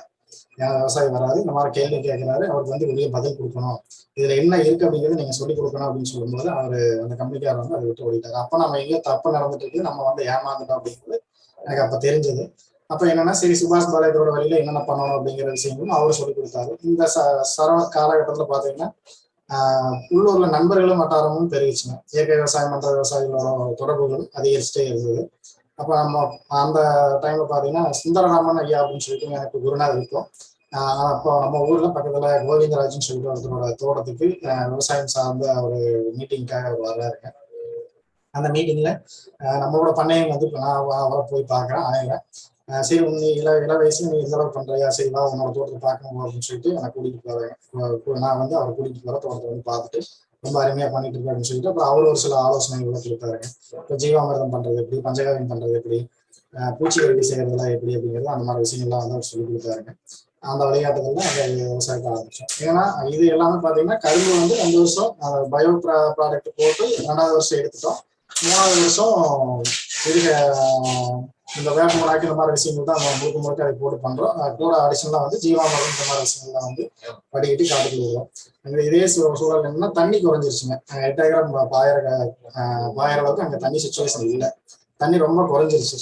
இப்ப என்னன்னா பரப்பளவை வந்து குறைச்சிட்டாங்க. 8 ஏக்கரா இருந்தது மறுபடியும் ஒரு 2-2.5 ஏக்கருக்கு மேல குறைச்சிட்டோம். தண்ணி பாயிற ஏரியா கம்மியானதுனால அந்த குறைச்சிட்டு இருக்கிற ஏரியா மட்டும் பண்ணிட்டு இருந்தோம். ஆனா நீங்க கரும்பு மட்டும் ஏன்னா இயற்கை விவசாயம் பண்றேன்னு சொல்றீங்க, கரும்பு ஏன்னா போட்டுக்கிறீங்க, காய்கறி பண்ணுங்க, காய்கறியில வந்து ஈடு நல்லா எடுக்கலாம் அப்படின்னு சொல்லி கரும்பு நண்பர்கள், தருமபுரி நண்பர்கள் அவங்க வந்து நம்மளை வந்து அப்ரோச் பண்ணி சொன்னாங்க. நான் இதை பண்ணுங்க, குச்சியெல்லாம் வந்து நம்ம ஊர்லயே எடுத்துக்கலாம், கையில குச்சி போட்டு எடுக்கலாம், நாங்கெல்லாம் வந்து காய்கறி தான் போடுறோம், மார்க்கெட்டுக்கு கொண்டு போய் வித்துட்டு இருக்கோம், நீங்க இவ்வளவு எஃபெக்ட் போட்டு நீங்க கரும்பு போட்டு எதுக்குன்னா நீங்க அங்க ஃபேக்டரி கொடுக்குறீங்க, நீங்களே போட்டு நீங்க கொண்டு போய் மார்க்கெட்டுக்கு கொண்டு போய் வைங்க அப்படின்னு சொன்னாங்க. அவங்களோட உந்துதல் 4வது வருஷம் கரும்பு கட்டையோட 3வது வருஷம் 4வது வருஷம் ஒரு 1/2 ஏக்கரை அழிச்சு கரும்பு கட்டையை ஃபுல்லா அழிச்சு ஓட்டிட்டு விட்டு வெட்டி ஓட்டி அதுல நம்ம என்னோட எலக்ட்ரிக்கல் ஃபீல்டு அனுபவம் இது எல்லாமே வச்சு ஒரு காய்கறி பந்தல் வந்து நம்ம நாமே செட் பண்ணோம். 1/2 ஏக்கர் குச்சி, மீன்பிடி வலைக்கு வர ரோப்புங்க, பிளாஸ்டிக் ரோப் சொல்லுவாங்க, கருப்புல இருக்கு, அந்த ரோப்பை வச்சு ஒரு பந்தல் செட் பண்றோம். அந்த பந்தல்ல வந்து ஏன்னா அப்பவே எனக்கு தோணுன என்னன்னா ஒரு பயிர் பண்ணா நம்ம ஒவ்வொரு கடைக்காரனா தேடி போகணும். அப்ப தோணுனது என்னன்னா நம்ம வந்து குறைஞ்சது ஒரு 4-5 வெரைட்டி காய்கறியாவது பண்ணணும். எந்த காரணத்துலையும் எந்த காலத்துலையும் எக்காரணம் வந்து நான் வந்து வியாபாரி தேடி போகக்கூடாது அப்படிங்கிற முடிவு தெளிவா இருந்தேன் அந்த காலகட்டத்திலேயே. அப்ப என்னன்னா அந்த டைம்லயே பாத்தீங்கன்னா பீர்க்கன், பாகல், புடலை, கோவக்காய்ங்க, கோவக்காய் போடல, வெண்டைக்காய், உள்ள கத்திரிக்காய்ங்க, முள்ளங்கி, பீட்ரூட்டு, அது ஒரு 5-6 வெரைட்டி அந்த பந்தல்ல போட்டுருந்தோம் ஒரு 1/2 ஏக்கர் பரப்பளவுல. இது போட்டு நடவு போட்டு ஈல்டு வர ஸ்டேஜ்ல பாத்தீங்கன்னா பொதிகை தொலைக்காட்சியில இருந்து வந்து பேட்டி எடுத்துட்டு வந்திருந்தாங்க. அந்த பேட்டி வாயில பாத்தீங்கன்னா கடைகள் அங்காடிகள் வந்து ஒரு 2 அங்காடிகள் அதிகமாக வருவாங்க. இதுலதான் வந்து ஐயாவும் வந்து அந்த அந்த பந்தல் காய்கறி போட்டிருந்த டைம்ல தான் வந்து ஐயாவும் எனக்கு அதிகமாகிறாருங்க. அவரோட ரெக்கமெண்ட்ல பாத்தீங்கன்னா பூச்சிக்கட்டி செய்யறதெல்லாம் வந்து கத்துக்கிட்டோம். இதே டைம்ல பாத்தீங்கன்னா நண்பர்கள் வட்டாரம் பெருகிடுங்க. இதெல்லாமே பண்ணிட்டோம், உற்பத்தி பண்ணியாச்சு, இதை எங்கே கொண்டு போய் விற்கிறது அப்படிங்கிற ஒரு பிரச்சனை இருந்தது. ஏன்னா ஒரு காய் பண்ணா நம்ம ஒவ்வொரு கடைக்காரனா தேடி கொண்டு போய் விற்கணும் அப்படிங்கிறதும் அந்த இதுவும் இருக்குது. இருந்தாலும் நம்ம வந்து நம்ம உற்பத்தி பண்ற காய் நம்ம இடத்துக்கே வந்து வியாபாரி வந்து வாங்கணும். என்னன்னா அதாவது கான்செப்ட் என்னன்னா ஒரு காய் பண்ணா 10 கடைக்காரனை தேடி போகணும், நம்ம 10 காய் பண்ணா 10 கடைக்காரன் நம்மளை தேடி வருவான். இதை சிம்பிள் ஆகுது. அந்த மெத்தேட்ல தான் வந்து நம்ம காய்கறியை உற்பத்தி பண்ணோம். உற்பத்தி பண்ணியாச்சு, விற்பனை அதாவது அறுவடைக்கே வந்துருச்சு. அறுவடை பண்ண காய் பார்த்தீங்கன்னா ஒரே அந்த புதிய தொலைக்காட்சி வாயில ஒரு அங்காடி அறிமுகமாகறாங்க, அவங்க வந்து எடுத்துட்டு போறாங்க. அடுத்தது பாத்தீங்கன்னா இன்னொரு அங்காடி திருப்பூர்ல இருந்து வையம் இயற்கை அங்காடின்னு சொல்லிட்டுங்க கதிர்முருகன் அவர் நல்ல நண்பர். அவர் தான் வந்து ஃபர்ஸ்ட் தோட்டத்திலேயே இருந்து நம்ம என்ன பண்றோம், எப்படி பண்ணிட்டு இருக்கு அப்படிங்கிற எல்லா விஷயங்கள்லாம் தெரிஞ்சுக்கிட்டு என்னென்ன உபயோகப்படுத்துறோம், தவறான விஷயங்கள் ஏதாச்சும் அந்த பண்ணையில உபயோகப்படுத்திக்கிறோமா அப்படிங்கிறதெல்லாம் ஒரு நாள் ஃபுல் டே காலையில இருந்து பொழுது வரைக்கும் அங்கே இருந்து அவங்களே கூட காய்கறிகளை அறுவடை பண்ணி அவங்க எடுத்துட்டு போனாங்க. எடுத்துட்டு போய் சமைச்சு சாப்பிட்டு பார்த்துட்டு ரொம்ப அருமையா இருக்குன்னு சொல்லிட்டு அதுல இருந்து அவங்க சப்போர்ட் கொடுக்குறாங்க. சரி, இது ஒரு அங்காடிக்கு மட்டும் கொடுத்தா நம்ம தோட்டத்தில் இருக்கிற காயை வந்து வெட்டி முடிக்க முடியுமா? முடியாது. அப்போ என்னன்னா மார்க்கெட்டுக்கு அந்த காலகட்டத்தில் மார்க்கெட்டுக்கும் காய் போட்டு வரணும். அதே டைம்ல பாத்தீங்கன்னா நம்ம ஊர்ல ஒரு பிரபலமான கோயில் ஒன்று இருக்குங்க, நரசிம்ம பெருமாள் கோவில்னு சொல்லிட்டு நம்ம ஊர்ல ஒரு பிரசித்தி பெற்ற கோயில் ஒன்று இருக்கு. சனிக்கிழமை பாத்தீங்கன்னா அங்க நல்ல கூட்டம் வரும். அப்போ என்னன்னா அந்த டைம்ல பாத்தீங்கன்னா ஒரு சின்ன ஃபிளக்ஸுங்க, ஒரு 3x2 சைஸ் இயற்கை வழி வேளாண்மையில் விளைந்த விளைபொருட்கள் அப்படின்னு சொல்லி ஒரு ஃபிளக்ஸ் அடிச்சு அந்த கோயிலுக்கு முன்னாடி தார்பாய் விரிச்சு விட்டு ஃபிளக்ஸையும் வச்சு போட்டு வித்துட்டு இருந்தோம். நிறைய கேலி கிண்டல் கூத்து அதெல்லாமே இருக்குங்க. அதை எப்படி மருந்தடிச்சா மட்டும்தான் வருது, எப்படி மருந்தடிக்காம காய் வருது, எங்க கடையில ஏமாத்துறியா, நான் என்ன கேன யூனிவர்சிட்டியா அப்படின்னு சொல்லி சொன்னாங்க. இல்லைங்க, நீங்க வாங்கி போய் யூஸ் பண்ணி பாருங்க, யூஸ் பண்ணி பார்த்துட்டு நீங்க அடுத்த வாரம் வந்து சொல்லுங்க அப்படின்னு சொல்லி சொன்னா, வாங்கிட்டு போன கஸ்டமர் பாத்தீங்கன்னா ஒரு டைம் வாங்கிட்டு போன கஸ்டமர் அவங்க அடுத்த வாரம் என்னன்னா நேரம் ஆப்போசிட்டா நடந்தது. என்னன்னா ஒரு கஸ்டமர் 2 கஸ்டமர் சேர்த்து கூப்பிட்டு வந்தாங்க, உங்க காய் சாப்பிட்டு பார்த்தாங்க ரொம்ப அருமையா இருந்தது அப்படின்னு சொல்லிட்டு 2 கஸ்டமர் சேர்த்து கூப்பிட்டு வந்தாங்க. இதெல்லாம் வந்து அந்த டைம்ல எனக்கு கிடைச்ச அனுபவம். இது இல்லாம என்னன்னா இங்க இந்த விற்பனையிலையும் கூட பெரிய பிரச்சனை இல்லைங்க, எனக்கு ஓரளவுக்கு சமாளிச்சு கொண்டு வந்தேன். வீடு இருக்கு இல்லைங்களா, வீட்டுல இயற்கை வேளாண்மை பண்ணும்போது வீட்டுல பயங்கர எதிர்ப்பு. அம்மாவும் சரி அண்ணாவும் சரி இயற்கை விவசாயம் பண்ணும்போது யாருக்குமே கல்யாணம் இல்லை, அண்ணாவுக்கும் சரி எனக்கு சரி. அப்பா இறந்ததுக்கு அப்புறம் தான் 3 பேருக்கும் மேரேஜ் ஆச்சு. அப்பா இறந்ததுக்கு அப்புறம் விவசாயத்துலயும் வரலாம். வீட்டுல எல்லாருமே ஆப்போசிட்டுங்க, பக்கத்துல இருக்கிறவங்க எல்லாருமே ஏன்னா கேனை வேண்டாம் தெரியற அது எப்பறம் உரம் போடாம வரு, அது எப்படி இயற்கை விவசாயம் பண்ண முடியும் அப்படிங்கிற கேள்வி கூட்டுகள்லாம் வந்து கேனையாக்கு இருக்கு, அந்த மாதிரி நிறைய சொல்ல ஆரம்பிச்சிட்டாங்க. இருந்தாலும் என்ன மனசளவுல வந்து நான் அது தளரல. ஐயாவோட குருநாதர் சுந்தராமன் ஐயாவோட சப்போர்ட் பயங்கர சப்போர்ட்டா இருந்தது. இயற்கை விவசாயம் பண்ற விவசாயிகளோட உந்துதலும் ரொம்ப அதிகமா இருந்தது. இயற்கை பொறுத்த வரைக்கும் ஒரு பிளஸ் என்னன்னா, நம்ம 1 அடி கீழே 1 அடி 2 அடி கீழே சரிச்சுங்கன்னா இயற்கை நல்லா சப்போர்ட் பண்ணி கொடுங்க, 2 அடி 3 அடி மேல தூக்கி விட்டுரும். அது வந்து என்னோட வாழ்க்கையில நடந்த அனுபவத்துல மிகப்பெரிய முக்கியமான ஒன்று. அந்த மாதிரி என்ன கேள்வி கூத்து இருந்தாலும் சரிங்க, அந்த விடாமுயற்சியா அதை பண்ணி கொண்டு வந்துருந்தோம். ஃபர்ஸ்ட் வருஷம் வந்து அந்த ஃபர்ஸ்ட் பேட்சுங்க. அந்த பேட்ச் முடியறதுல பாத்தீங்கன்னா 3 இயற்கை அங்காடிகள் வந்து ஒன்று சேர்ந்துருச்சுங்க. அந்த எண்டுல ஃபர்ஸ்ட் பேட்ச் பாத்தீங்கன்னா வையகம் இயற்கை அங்காடின்னு சொல்லி ஒருத்தங்க அறிமுகமானாங்க. அவங்க வந்து காய் எடுத்துக்க ஆரம்பிச்சாங்க. அதுக்கப்புறம் பாதி ஸ்டேஜுக்கு மேல பாத்தீங்கன்னா சுகம் இயற்கை அங்காடின்னு சொல்லிட்டு கோயம்புத்தூர்ல ஒருத்தங்க அவங்க வந்து பார்த்து ஃபீல்ட பார்த்து நல்லா இருக்குன்னு சொல்லி எடுக்க ஆரம்பிச்சாங்க. அதுக்கப்புறம் ஸ்ரீவத்சா இயற்கை அங்காடின்னு சொல்லிட்டுங்க கோயம்புத்தூருங்க. அவங்க பேட்டி காணொலி வந்து அவங்களும் பார்த்துருக்காங்க, காலையில் 6 மணிக்கு ஒளிபரப்பாங்க. பார்த்துட்டு அவங்களும் வந்து நேரடியாக பண்ணை பார்த்துட்டு ரொம்ப நல்லா இருக்குங்க, நல்லா பண்ணிட்டு இருக்கிறீங்க தம்பி அப்படின்னு சொல்லி அவங்களும் வந்து எடுக்க ஆரம்பிச்சாங்க. என்னன்னா முடிகிற ஸ்டேஜா போச்சு. அப்போ என்னன்னா அந்த முடிகிற ஸ்டேஜ்ல காய் முடிஞ்சிருச்சு. வருஷம் அந்த கடைசி அந்த ஒரு பேட்ச் முடியும் போது டோட்டலாவே காலி ஆயிடுச்சு. அப்ப என்ன அவங்களுக்கு அன்னியோ காய் கொடுக்க முடியல. அப்ப என்ன அவங்க நீங்க ஒரு நாள் ஒரு பேட்ச் உற்பத்தி பண்ணிட்டு எங்களுக்கு கொடுத்துட்டு நீங்க நான் வந்து யாரை விட்டு போய் காய் கேட்கறது, நீங்க ரொட்டீனா பண்ணு தம்பி அப்படின்னு சொல்லிட்டு 3 பேருமே சொன்னாங்க.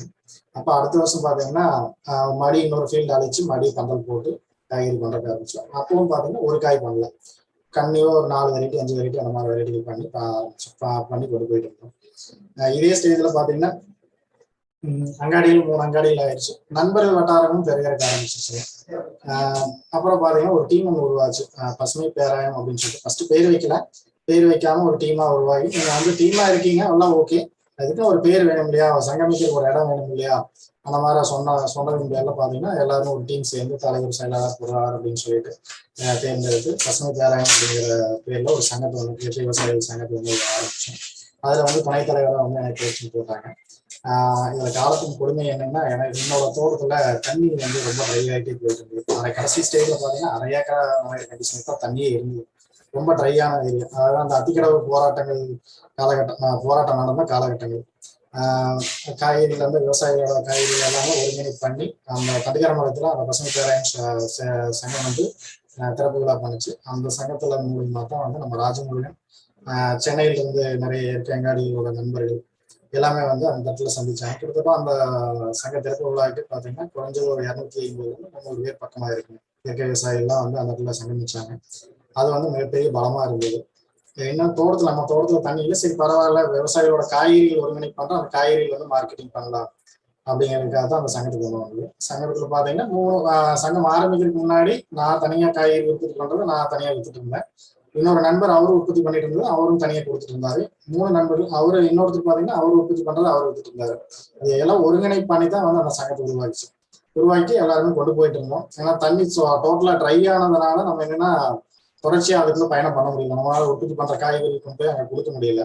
சரி, வேலையை மட்டும் செஞ்சுட்டு இருந்தோம். அப்ப என்னன்னா அந்த அவிநாசி எத்திக்கிறவு போராட்ட காலகட்டங்கள் நடந்தது.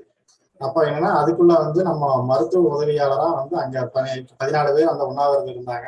அந்த உண்ணாவிரதம் இருந்த நண்பர்களுக்கு மருத்துவ உதவிகள் செய்ய நான் வந்து முழுசா வந்து என்னை வந்து கொஞ்சம் அர்ப்பணிப்பா கொடுத்துட்டேன். அந்த 14 நாளும் பாத்தீங்கன்னா கூடவே அவங்க கூட இருந்து எல்லா வேலைகளும் பார்த்துட்டு இருந்தோம். அப்ப ஏன்னா சங்கத்துக்கு ஒரு சின்ன சலசலப்பு வந்து அதாங்க, சங்கம் நடக்குது, சரி ஓகே, அது அவங்க உண்ணாவிரதம் நடக்கிறாங்க, நீங்க அது ஒரு நாள் பார்த்துட்டு வா, நீங்க முழுசாவே போய் அங்க இருந்துட்டீங்கன்னா அப்புறம் இங்க வந்து யாரு பாக்குறது, இதெல்லாம் வந்து பொறுப்பா யாரு பார்க்க முடியும் அப்படின்னு ஒரு சின்ன சலசலப்பு வந்தது. அப்ப என்னன்னா அந்த உண்ணாவிரதம் நடக்கும்போது கடையடைப்பு அப்படிங்கிற விஷயங்கள் அங்க வந்தது. அப்போ என்ன சங்கத்துல வந்து இல்லை, நீ வந்து நான் வந்து நம்ம விவசாயிகளோட கோரிக்கைக்காக நம்ம விவசாயிகள் ஒருங்கிணைப்பு பண்ணி அது வந்து அத்திக்கடவு அப்படிங்கிறது பெரிய 60-65 ஆண்டுகள போராட்டம், அதுக்காக நம்மளும் வந்து விடுமுறை கொடுத்துடலாம், ஒரு நாள் விடுமுறை கொடுக்கலாம் அப்படின்னு சொல்லும்போது இல்லை, அது வேண்டாம், அது எதுக்கு, அதெல்லாம் பண்ணக்கூடாது அப்படின்னு சொல்லி சொன்னாங்க. இப்போ அதனால நம்மளுக்கு ஒரு சின்ன மனக்கசப்பு வந்ததுனால எனக்கு அப்படிப்பட்ட சங்கமே எனக்கு வேண்டாம் அப்படின்னு சொல்லிட்டு அந்த சங்கத்துல இருந்து நான் விலகி வெளியிட்டேன். அதுக்கப்புறம் பாத்தீங்கன்னா தண்ணி தோட்டத்துல தண்ணி இல்லை, என்ன பண்றதுன்னு தெரியல, அடுத்த வேலை என்ன வாய்ப்பு. ஆனா விவசாயம் விவசாயத்துக்கு வந்ததுக்கு அப்புறம் இதையும் டோட்டலா விட்டுட்டோம். அடுத்தது என்ன பண்றது அப்படிங்கிறது கேள்விக்குறியா இருந்தது. சங்கத்துல இருந்து வெளியே வந்துட்டோம். அப்ப அங்கேயும் எந்த வழியும் இல்லை. அப்ப என்னன்னா அண்ணா வந்து இங்க புளியம்பட்டியில இப்ப இருக்கிற ஐந்துணை இருக்கிற இடத்துல வந்து சித்திப்பையா சிவில் இன்ஜினியரா இருக்காரு.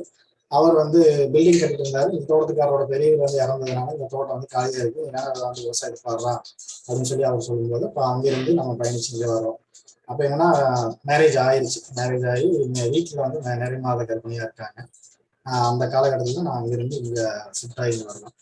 எல்லாருமே பாத்தீங்கன்னா ஆணையில பூனை கூட குடி போகாதுன்னு சொல்லுவாங்க. ஆனா நான் வந்து அதையும் தாண்டி இறைவன் விட்ட வழி, நம்ம என்ன நடக்குது பார்க்கலாம் அப்படின்னு சொல்லிட்டு அங்கிருந்து ஷிஃப்ட் ஆகி இந்த இடத்துக்கு வந்து தோட்டம் வந்து மானாவாரி லேண்டா இருக்கு. ஏன்னா இயற்கை விவசாயம் பண்ணணும் அப்படின்னா மானாவாரி லேண்டா இருந்தால் மட்டும் தான் அவங்க பண்ண முடியும்.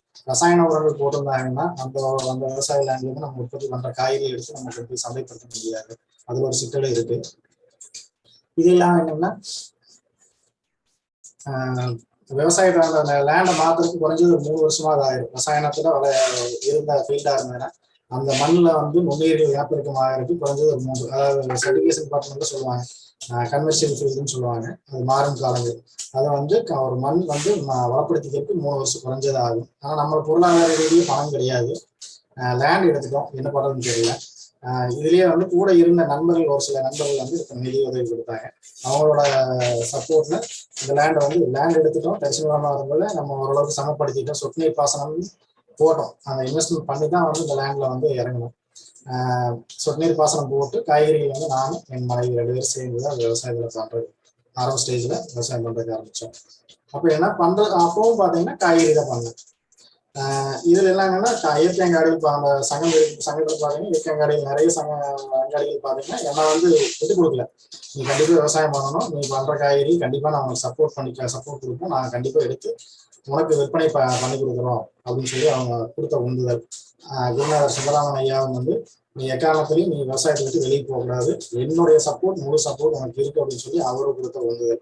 ஒரு சில விவசாய நண்பர்கள் சந்திரசேகர சக்திகள் தாளவாடிக்காரு, அது இல்லாம இங்க லோக்கல் இருக்கிற ஒரு சில விவசாயிகள் அவங்களும் வந்து இல்லை நீ விட்டு போட்டு போகக்கூடாது, நீ பண்ண என்ன சப்போர்ட் வேணுமோ நாங்க கொடுக்குறோம் அப்படின்னு சொல்லி அவங்களும் அந்த விவசாயிகள் வந்து சப்போர்ட் கொடுத்தாங்க. இப்போ விவசாயம் பண்ணோம், உற்பத்தி பண்ணிட்டோம். மார்க்கெட்டிங் அப்படிங்கிற வரும்போதுதான் வந்து அவர் ஐயா குருநாதர் சுந்தராமன் ஐயா இருந்துட்டு இல்லை நீங்க வந்து இன்னொரு சங்கம் நீ இன்னொரு டீம் உருவாக்கு, அது பரவாயில்ல, அந்த சங்கம் வந்து அது மறுநாள் வளர்ச்சியில் அது டெவலப் ஆகி போயிட்டு இருக்கு, நீ வந்து தனியா இன்னொரு டீம் உருவாக்கு அப்படின்னு சொல்லி அவர் உதவி கொடுத்தாரு. ஏற்கனவே ஒரு தடவை இருந்துட்டு நம்ம வெளியே வந்துட்டோம், தனியா ஆப்போசிட்டா வந்து நம்ம ஆரம்பிக்க கூடாது அப்படிங்கிறது இல்லை, கண்டிப்பா நீ பண்ணித்தான் ஆகணும் அப்படின்னு சொல்லி அவர் ஐயா கொடுத்து வந்ததில்ல. மறுபடியும் வந்து ஐந்திணை அப்படிங்கிற ஒரு நேம்ல வந்து ஒரு டீம் உருவாக்கல. அப்போ சங்கமாவெல்லாம் உருவாக்கல. சரி இப்போதைக்கு பேர் வேணும் அப்படிங்கிறதுக்காக ஐந்திணை அப்படிங்கிற நேம்ல ஒரு 6-7 ஃபார்மர் மட்டும் சேர்ந்து ஒரு பேரை உருவாக்கி அதுல இருந்து மறுபடியும் உற்பத்தி பண்ணலாம். உற்பத்தி பண்ணி விற்பனை வாய்ப்புன்னு வரும்போது கொஞ்சம் சின்ன சின்ன சிக்கல்கள் இருந்தது. ஏன்னா ஏற்கனவே கொடுத்துட்டு இருந்த அங்காடிகளுக்கு நம்ம கொடுக்கக்கூடாது, ஏன்னா அது நேர்மையாக இருக்காது அப்படிங்கிறதுக்காக நம்ம புதுசாக அங்காடிகளை தேடிட்டு இருந்தோம். ஒரு சில அங்காடிகள் வந்து ஏற்கனவே அங்கே வாங்கிட்டு இருந்த அங்காடிகள் இல்லை கண்டிப்பாக நீங்கள் கொடுத்துதான் ஆகணும்னு சொல்லிட்டு கட்டாயம் எல்லாம் அப்புறம் அவங்களுக்கு கொடுப்பாரு. அது அப்படியே கொஞ்சம் கொஞ்சமாக டெவலப் ஆக ஆரம்பிச்சிருக்கோம். விவசாயிகிட்ட இருந்து காய்கறி வந்து அப்போ எல்லாம் பார்த்தீங்கன்னா பஸ் வசதி தான் மிகப்பெரிய, டிரான்ஸ்போர்ட் தான் மிகப்பெரிய பிரச்சனை. அங்கே தண்டிகரமாவத்தில் இருக்கும்போதும் சரிங்க, சென்னையில் இருக்கும்போதும் சரிங்க, நம்ம இங்கே புளியம்பட்டி வந்து ஆரம்பிக்கும் போதும் சரிங்க. உற்பத்தி பண்ண காய்கறி பார்த்தீங்கன்னா தோட்டத்துல இருந்து மூட்டையில, அதாவது 4-5 காய் இருக்கும், அதை வந்து மூட்டையில கட்டி எக்ஸல் டிவிஎஸ் 50 தான் இருக்கும். அந்த டிவிஎஸ் 50ல அங்கிருந்து செம்மந்துட்டு வந்து நம்ம ஊர்ல இருந்து கோயம்புத்தூருக்கு ஒரே ஒரு பஸ் தான் இருக்கு. செல்வநாயகம் சொல்லிட்டு ஒரு பஸ்ஸுங்க, அது 11 மணிக்கு தான் அந்த வண்டி வரும். அது விட்டுனா சாயந்தரம் 4 மணிக்கு வரும். ஆனா அங்காடிகள் கேட்கற டைம் பாத்தீங்கன்னா எனக்கு காலையில அதிகம் வச்சு 11 மணி 12 மணிக்கு எனக்கு கைக்கு வேணும் அப்படிம்பாங்க. எனக்கு பஸ் வசதி இல்லைங்க, இந்த டைம்ல நாங்கள் வச்சுடுறோம், நீங்க எடுத்துக்கங்க அப்படின்னு சொல்லி நம்ம சொல்லுவோம். சரி ஓகே, எங்களால முடிஞ்ச சப்போர்ட் நாங்கள் கொடுக்குறோம் அப்படின்னு சொல்லிட்டு அப்புறம் அவங்க ஒரு சப்போர்ட் கொடுத்தாங்க. திருப்பூர் பிரச்சனை இல்லைங்க, பஸ் நிறைய இருக்கு, அதை வச்சுக்கிட்டோம். கோயம்புத்தூர் கொண்டு போய் சேர்க்கறது மட்டும் மிகப்பெரிய பிரச்சனையா இருந்தது. பஸ்ல செமந்து கொண்டு வந்து அந்த பஸ் அந்த கரெக்டா 11:15 அந்த பஸ் மிஸ் பண்ணிட்டோம்னா மறுபடியும் அங்கிருந்து பைக்ல கட்டி மறுபடியும் புளியம்பட்டி வரவங்க, புளியம்பட்டி வந்து 11 கிலோமீட்டர், அங்கிருந்து செமந்து கொண்டு வந்து வச்சுட வேண்டியது. நிறைய சவால்கள் சந்திச்சுதான் வந்து கொஞ்சம் கொஞ்சமா டெவலப் ஆகி மேல வந்தோம். இது அப்படியே போயிட்டு இருந்தீங்க. இங்க அப்புறம் மறுபடியும் இங்கிருந்து லோக்கல் அனுப்பிட்டு ஓகே, அதெல்லாம் ஒன்றும் பிரச்சனையே இல்லைங்க. திருப்பூர் கோயம்புத்தூர் இதெல்லாம் பிரச்சனை இல்லைங்க, ஈஸியா கொண்டு போய் சேர்த்திட்டோம். நேரடி கஸ்டமரும் வந்து நேரடியாக தோட்டம் வந்து தேடி வந்து வாங்குற கஸ்டமரும் அதிகரிச்சிட்டாங்க. ஏன்னா ஒரு டைம் வாங்கிட்டு போன கஸ்டமர் பார்த்தீங்கன்னா 2 கஸ்டமர் ஆனாங்க, 2 கஸ்டமர் 4 கஸ்டமர் ஆனாங்க. ஆனா எந்த இடத்துலையும் நாங்கள் வந்து நேரடியா அங்காடியில போய் நாங்கள் பார்க்கவே இல்லை. எங்கள்கிட்ட ஒரே விஷயம் என்னன்னா, நம்ம எந்த எக்காலம் மட்டும் நம்ம இன்னொருத்தர் தேடி கொண்டு போய் விற்கக்கூடாது. நம்மளோட பொருளோட வேல்யூ வந்து என்ன அப்படிங்கிறது நம்மளுக்கு தெரியுங்க, ஆனா வாங்குறவங்களுக்கு தெரியுமா அப்படிங்கிறது கேள்விக்குறிதான். அவங்க நேரடியா வந்து நம்ம பண்ணையை பார்த்துட்டு வாங்கிட்டு போகட்டும் அப்படிங்கிறது தெளிவாக இருக்கும். அப்படி வந்த நண்பர்கள் தான் வந்து ஒரு அங்காடி 2 அங்காடி ஆச்சு, 2 அங்காடி 4 அங்காடி அப்படியே கொஞ்சம் டெவலப் ஆக ஆரம்பிச்சு. இதே பாத்தீங்கன்னா இங்க புளியம்பட்டியில் ஆரம்பிச்சு நம்ம இதை கொண்டு போயிட்டு இருக்கோம். அங்காடிகளுக்கு வந்து இப்போ இங்க திருப்பூர் கோயம்புத்தூர் இதுக்கெல்லாம் அனுப்பிட்டோம், பிரச்சனை இல்லையை கொண்டு போய் சேர்த்திட்டோம். ஆனா சென்னையில இருக்கிற அங்காடிகள் வந்து நம்ம வந்து பாக்குறாங்க, வந்து பார்த்துட்டு நீங்க நல்லா பண்ணிட்டு இருக்கீங்க, உங்களோட காய்கறி எங்களுக்கு வேணும், எப்படி அனுப்புவீங்க அப்படின்னு சொல்லி கேட்டாங்க. அப்போ வந்து இதுல பஸ் வசதி கிடையாது. அப்ப என்னன்னா இங்க இருந்து பேக் பண்ணி புளியம்பட்டி பஸ் ஸ்டாண்ட்ல கொண்டு போய் பஸ்ல வச்சு விட்டு கோயம்புத்தூர் கொண்டு போய், கோயம்புத்தூர்ல இருந்து டிரான்ஸ்போர்ட் ஆஃபீஸ் கொண்டு போய் அங்கிருந்து மாத்தி பஸ்ல டிராவல்ஸ் நைட் டிராவல்ஸ் அதுல போட்டு விட்டு சென்னை போச்சு. இப்படிதான் கொண்டு போய் சேர்த்துட்டு இருந்தோம். அப்புறம் ஒரு குறிப்பிட்ட, ஏன்னா இதுக்கு ஒரு மாற்று ஏற்பாடு இல்லைங்களா, இங்க இருந்து புளியம்பட்டி வந்து பஸ் ஸ்டாண்ட் நம்ம தோட்டத்துக்கு பஸ் ஸ்டாண்டுக்கு பார்த்தீங்கன்னா 4 கிலோமீட்டருங்க, 3 கிலோமீட்டர் வரும். அங்க கொண்டு போய் அங்கிருந்து மறுபடியும் அங்க கொண்டு போய் டிரான்ஸ்போர்டேஷன் காஸ்ட் பாத்தீங்கன்னா ரொம்ப அதிகமா போயிட்டு இருக்குது. அப்ப என்ன பண்ணணும், சரி இதுல நம்ம ரூட்ல அப்பதான் வந்து ஒரு டிராவல்ஸ் ஒரு வண்டியோ 2 வண்டியோ என்னமோ ஸ்டார்ட் ஆயிருந்தது. ஆனா எப்படி நிறுத்தி ஏத்துறது அப்படிங்கிற ஒரு பிரச்சனை இருந்தது. அப்ப என்னன்னா ஒரு நண்பர் டிரான்ஸ்போர்ட் சர்வீஸ் பார்த்துட்டு இருக்கிறவர், அவர் என்ன டிக்கெட் மட்டும் புக் பண்ணிட்டு இருந்தாரு. அவரோட சொல்லி கூத்தாடி எனக்கு கொஞ்சம் சப்போர்ட் பண்ணி கொடுங்க அப்படின்னு சொல்லி, இப்போ அவர் சரி என்னால முடிஞ்ச சப்போர்ட் நான் பண்ணி தரேன்னு சொல்லிட்டு நம்ம காய்கறி கொண்டு போய் நைட் 10-10 மணிக்கு வருங்க, சில டைம் 11 மணிக்கும் வரும்.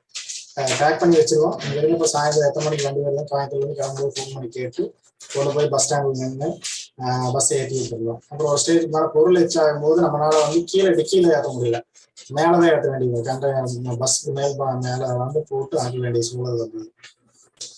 அப்ப என்னங்கன்னா நம்ம அங்கிருந்து பார்சல் ஆஃபீஸ் கொண்டு போய் அவங்க வண்டி கார்கோ வண்டி ஒன்று இருக்குது, அந்த வண்டிக்கு மேல ஏற்றி அந்த வண்டியிலிருந்து தான் மறுபடியும் மேல கேபினுக்கு ஏற்றி கொண்டு போக வேண்டிய சூழல் இருக்குது.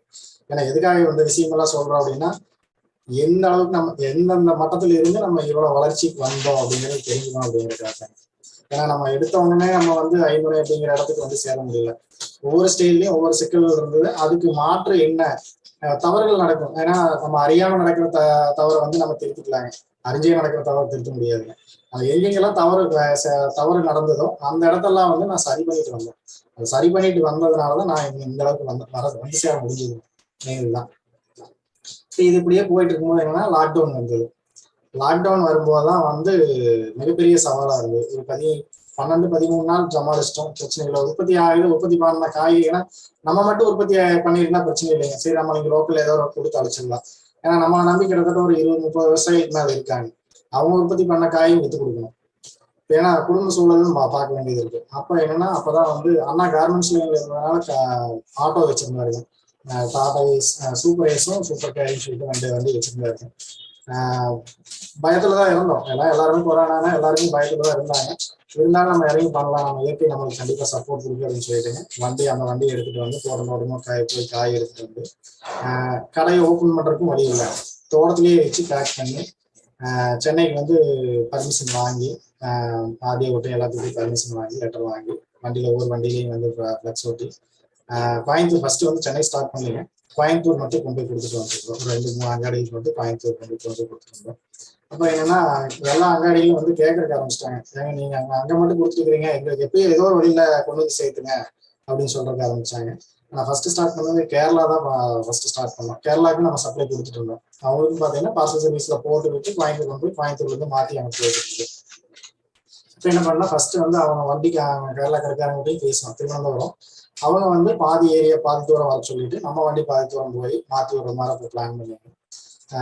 இங்க பேக் பண்றதே பாத்தீங்கன்னா ஒரு 6 மணி 7 மணி ஆயிரம், எல்லா பொருளும் வந்து பேக்கிங் ஆகி சேர்ந்து அதை எடுத்து இங்க இருந்து கொண்டு போய் திருச்சூர் வரைக்கும் நம்ம கொண்டு போவோம். திருச்சூர்ல இருந்து ஒரு வண்டி கனெக்ட் பண்ணி போட்டு அவங்களுக்கு மாற்றி அனுப்பி விட்டுருந்தோம். அப்ப என்னன்னா சரி ஏன் இது அப்படியே நம்ம கன்டினியூ பண்ணக்கூடாது, அங்காடிகளுக்கு நம்ம பேசி இது பண்ணலாம், என்ன தாய் போகுது பார்க்கலாம், என்னதான் நடக்குதுன்னு பார்க்கலாம் அப்படின்னு சொல்லிட்டு நம்மளோட அண்ணாவோட 2 பேரையும் வச்சு அதுக்கு பர்மிட் போட்டு சென்னைக்கு கொண்டு போக ஆரம்பிச்சோம். ஏன்னா இது எல்லாமே வெளியில் நண்பர்கள் யாரும் வரல. நான் என் அண்ணா யுவராஜ்னு சொல்லிட்டு ஒருத்தர் நம்ம மாப்பிள்ளை எடுத்துருக்கோம், அவர் தான் மேனேஜரா இருக்காரு, அவருங்க இன்னும் 2 பேருங்க. அவங்கள வச்சுதான் வந்து இங்க இருந்து சென்னைக்கு நம்மளோட ஓன் வெஹிக்கிளே கொண்டு போய் சென்னை டெலிவரி பண்ணி சேர்க்கணும். அப்போ என்னன்னா அந்த காலகட்டம் வரைக்கும் அதிக வச்சு ஒரு 500 கிலோ 600 கிலோ செக் பண்றதே பெரிய விஷயமா இருந்தது. ஆனா நம்ம வண்டி கொண்டு போய் அவங்களுக்கு டெலிவரி கொடுக்குறதுக்கு ஆரம்பிச்சது பார்த்தோம்னா கிட்டத்தட்ட 2 வண்டிக்கு ஒவ்வொரு டன் பக்கமா கவர் ஆச்சு. அப்ப ஏன் இதை நம்ம கண்டினியூ பண்ணக்கூடாது, ஒவ்வொரு டைம் வந்து பார்சல் சர்வீஸ் நம்பியே நம்ம கையா போயிட்டு இருக்கணும், நம்மளுக்கு நேரம் மிச்சம் வேலையும் கம்மியாயிக்குது, நம்ம பொருளையும் கொண்டு போய் ஈஸியா ஆகும், கடையிலேயே கடைவாசலையும் கொண்டு போய் கொடுக்கும்போது என்னன்னா அவங்களுக்கும் பிரச்சனை இல்லை. இல்லைன்னா டிரான்ஸ்போர்ட்ல மிகப்பெரிய பிரச்சனை என்னன்னா நம்ம இங்கிருந்து பேக் பண்ணி நம்ம ஆட்டோ பிடிச்சி கொண்டு போய் பார்சல் ஆஃபீஸ்ல இறக்கி வைக்கிறோம், பார்சல் ஆஃபீஸ்ல இருந்து மறுபடியும் தூக்கி கேபினுக்கு போடுறாங்க, கேபின்ல இருந்து லோடுமேன் தூக்கி கீழே போடுறாங்க, அங்க கோயம்பேடு போச்சுன்னா கோயம்பேடுல கேபின்ல இருந்து தூக்கி கீழே போடுறாங்க. அப்புறம் மறுபடியும் அவங்க ஒரு லோக்கல்ல ஒரு ஆட்டோ வச்சு அவங்க எடுத்துட்டு கொண்டு போய் கடைக்கு கொண்டு போய் சேர்க்குறாங்க. கிட்டத்தட்ட ஒரு 3-4 இடத்துல கை மாறுது. இப்போ என்னன்னா லோன் மேனை பொறுத்த வரைக்கும் அவங்களுக்கு மொத்தம் ஒரு அட்டைப்பெட்டி, அது மூட்டை என்ன பொருளா இருந்தா என்ன அவங்களுக்கு அது கேர் கிடையாது. ஒரு பார்சல் வருது இறக்கி போறோம், அவங்களுக்கு தேவை ஒரு பெட்டிக்கு 20,000-30,000 கிடைக்குது, அந்த கண்டிஷன் தான். இதை வந்து நம்ம பொருள் ஆட்டோவில் கொண்டு போய் அவங்க டெலிவரி கொடுக்கும்போது என்ன ஆச்சுன்னா இந்த பொருளோட தரம் இன்னும் ஜாஸ்தியா இருந்தது. அட்டைப்பெட்டியில தான் போட்டு கொண்டு போனோம், ஆனா அந்த பொருளோட அந்த டிரான்ஸ்போர்ட்ல அடி வாங்கி போய் சேர்ந்ததுக்கும் நம்ம பொருள் கொண்டு போய் அங்க நேரடியாக கொண்டு போய் கொடுக்கும்போதும் இருந்த தரத்துக்கு நிறைய வித்தியாசம் இருந்தது. அவங்க பொருள் நல்ல தரமா இருக்குன்னு சொல்லிட்டு இது அப்படியே கண்டினியூவா இருக்க ஆரம்பிச்சது. ஏன்னா அப்போ ஸ்டார்டிங்ல பாத்தீங்கன்னா ஆட்டோ போட்டு கொண்டு போகும்போது குறைஞ்சது ஒரு 7 அங்காடி 8 அங்காடிக்கு மட்டும்தான் நம்ம கொண்டு போய் கொடுத்தோம். அவங்க 2 அங்காடி 3 அங்காடிக்கு அவங்க பிரிச்சு கொடுத்துட்டு இருந்தாங்க. இது என்னன்னா இந்த செயின் லிங்க் பாத்தீங்கன்னா அடுத்தது எச் ஆயிடுச்சுங்க. இல்ல எங்களுக்கு வந்து ரெகுலரா நீங்க வண்டியிலேயே கொடுத்துருங்க, லாக்டவுன் ரிலீஸ் ஆகிற டைம்ல நீங்க வண்டியிலேயே கொடுத்துருங்க அப்படின்னாங்க. ஒரு ஸ்டேஜ் அதாவது ஒரு 2-3 மாசம் நம்ம கண்டிப்பா கொண்டு போனாங்க. நம்ம ஓன் வெஹிக்கிள் வச்சு 2 வண்டியிலேயே வாரத்துல ஃபர்ஸ்ட் ஒரு நாள் கொண்டு போனோம். அப்புறம் இல்ல வாரத்துல எங்களுக்கு 2 நாள் வேணும்னு சொல்லி கேட்டாங்க. சரி ஓகே கொண்டு போகலாம் அப்படின்னு சொல்லிட்டு முயற்சி எடுத்து வாரத்துல 2 நாள் கொண்டு போனோம். இப்போ ஏன்னா கொரோனா ரொம்ப வீரியமாகிற காலகட்டம். அப்ப இவங்க வண்டி சென்னை போயிட்டு வருது அப்படின்னு சொல்லிட்டு ஊருக்கு எல்லாருக்குமே ஒரு பயம் இருக்கு இல்லைங்களா, இவங்க சென்னைக்கு போயிட்டு வர்றாங்க, இவங்க கூட கொரோனா இருக்கு அப்படின்னு சொல்லிட்டு இவங்க ஊருக்கு விடக்கூடாது அப்படின்னு சொல்லிட்டு அவங்களுக்கு பிரச்சனையா இருக்க ஆரம்பிச்சது. சரி வேண்டாம் நீங்க யாரும் போக வேண்டாம் நான் போய்க்கிறேன் அப்படின்னு சொல்லிட்டுங்க, நானும் இங்க டிரான்ஸ்போர்ட் வச்சிருக்கிற நண்பர் ஒருத்தருங்க பார்த்துக்கன்னு சொல்லிட்டுங்க அவரும் 2 பேரும் சேர்ந்து சரி நம்ம 2 பேரும் போய்க்கலாம்னா இவங்க பார்சல் பேக்கிங் மட்டும் பண்ணி கொடுக்க அப்படின்னு சொல்லிட்டு அப்புறம் அவங்க 2 பேரும் பேக் பண்ணி கொடுத்ததுக்கு அப்புறம் இந்த பொருளை வந்து நாங்க 2 பேரே டிரான்ஸ்போர்ட்ல கொண்டு போய் ஒவ்வொரு அங்காடிக்கும் திருப்பி கொடுத்து மாற்றி கொடுத்துட்டு வந்துட்டு. ஏன்னா இது வந்து கிட்டத்தட்ட ஒரு 3 மாசத்துக்கு மேல இது அப்படியே கண்டினியூ ஆயிட்டு நாங்களும் ஒரு ஸ்டேஜ்ல லாக் ஆயிட்டோம். ஏன்னா ஒவ்வொரு வட்டம் போகும்போது ஒரு சின்ன கோயில போலீஸ்காரங்க எல்லா இடத்தையும் கொடுக்காடுவாங்க. எங்களுக்கு ஒரே ஒரு பிளஸ் என்னன்னா கண்டெய்னர் வண்டியா இருந்ததுனால எல்லா இடத்துலயும் நாங்க போலீஸ்காரங்க மாட்டல, ஈஸியா கொண்டு போய் ரீச் பண்ணி பொருளை கொடுத்து போட்டு ஈஸியா வந்துட்டு இருந்தோம். ஒரு ஸ்டேஜ்ல என்ன ரிட்டன் அங்கிருந்து பொருள் எடுத்துட்டு வரும்போது பாத்தீங்கன்னா ஒரு இடத்துல மாட்டிட்டோம். உங்க வண்டி எங்கிருந்து வருது அப்படின்னாங்க. அவருக்கு குளத்துல இருந்தாங்க, டக்குன்னு சென்னைன்னு சொன்னோம்னா அப்பவே முத்திரை கட்டி கொரோனா இருக்கு அப்படின்னு சொல்லிட்டு வண்டியில வரும்போது தூக்கம் கேட்டு வர்றோம், டெம்பரேச்சர் ஏறும், உடம்புல டெம்பரேச்சர் இருக்கிறத வச்சு பார்த்துட்டு உங்களுக்கு கொரோனா இருக்குது, நீங்க வீட்டுல தனிமையா இருந்துக்குங்க அப்படின்னு சொல்லிட்டு அனுப்பி விட்டாங்க. அப்பவே அங்க இருந்து ஹெல்த் ஆஃபீஸருக்கு எல்லாருக்கும் சொல்லிட்டு கடை எல்லாருக்குமே வந்து சீலை கொடுத்து வீட்டுல குறை வச்சுட்டாங்க. இருந்தாலும் ஏன்னா பொருள் உற்பத்தி பண்ணி இவங்க எல்லாருக்கும் கொண்டு போய் சப்ளை கொடுத்துட்டு இருக்கிறாங்க அப்படிங்கிற ஒரு மனிதாபிமானம் அவங்களுக்கு இருந்ததுனால, ஆனா நீங்க வீட்டுல இருந்துக்குங்க, கோவிச்சுக்க வேண்டாங்கன்னா நாங்க ஒன்றும் பண்ண முடியாது, ஆபீஸ்ல இருக்கிறத ஒன்றும் பண்ண முடியாது, அதனால நீங்க மட்டும் வீட்டுல இருந்துக்குங்க, இவங்க கடையை ரன் பண்ணிக்கிட்டோம் அப்படின்னு சொல்லி சொன்னாங்க. இப்ப என்ன அந்த சப்போர்ட் இருந்ததுங்க லோக்கல்ல. அந்த சப்போர்ட்ல நான் வீட்டுல இருந்துட்டு அப்ப அங்கிருந்தே ஃபாலோ பண்ணிட்டு இருந்தேன். ஃபாலோ பண்ணி இந்த பொருளை வந்து இப்போ கொண்டு போய் சேர்த்துட்டு இருந்தேன். அந்த அந்த வகையில ஓரளவுக்கு நல்லாவே போயிட்டு இருந்தது. ஐந்திணை எப்படி ஆரம்பிச்சு அப்படிங்கிற விஷயத்த நான் சொல்லியிருக்கேன். ஐந்திணை அப்படிங்கிற நேம்ல போட்டு கொண்டு போயிட்டு இருந்தோம். கூட இருந்த நண்பர்கள் ஒரு 2 பேர் இடையில விலக வேண்டிய சூழல் இருந்து அவங்க விலகிட்டாங்க. இன்னொரு நண்பர் மட்டும் அவங்களும் வந்து வேற டிபார்ட்மெண்ட் ஸ்டோர் அந்த மாதிரி விஷயங்கள் நிறைய விஷயங்கள் உள்ள எங்களால் முழுசா இதுக்கு பார்த்துக்க முடியல, என்னால் கன்வியூ பண்ண முடியாது, நீங்க தனியாக பண்ணிக்க அப்படின்னு சொல்லி சொல்லிட்டாங்க. சரி ஓகே ஐயா, அவங்களும் வந்து பார்த்துட்டு இருக்காரு. ஃபைனான்சியல் ரீதியாக வந்து நம்ம ரொம்ப லோவாக தான் இருந்தோம். எங்களுக்கு ஷேர் மட்டும் கொடுத்துருங்கன்னு சொல்லிட்டாங்க. அப்போ சரி ஓகே என்ன பண்றதுன்னு தெரியல. அந்த காலகட்டத்தில் என்னங்கன்னா அண்ணாவே வந்து சரி வேணாம் நீ எடுத்துக்கோ, பணம் நான் தர்றேன் அப்படின்னு சொல்லிட்டு அண்ணா வந்து முழுசா பணத்தை கொடுத்து இப்போ இருக்கிற இடத்துல நம்ம வந்து அங்காடி வந்து ஆரம்பிச்சோம். ஐந்திணைங்கிற நேம்ல தான் பண்ணிட்டு இருந்தோம். ஏன் ஐந்திணைங்கிற நேம்ல பண்ணிட்டு இருந்தோம் அப்படிங்கிற விஷயமும் உங்களுக்கு ஏற்கனவே காணொலியை காட்டியிருப்பாங்க. அந்த பேர் வந்து எல்லா இடத்துலயும் இருக்கு. நான் சென்னை போனோம், சென்னையில நம்ம வண்டி பார்த்தோன்னே உங்களுக்கு இங்க அங்காடி இருக்குங்களா, நாங்க இங்க வாங்கிக்கலாமா அப்படின்னு சொல்லி கேட்டாங்க.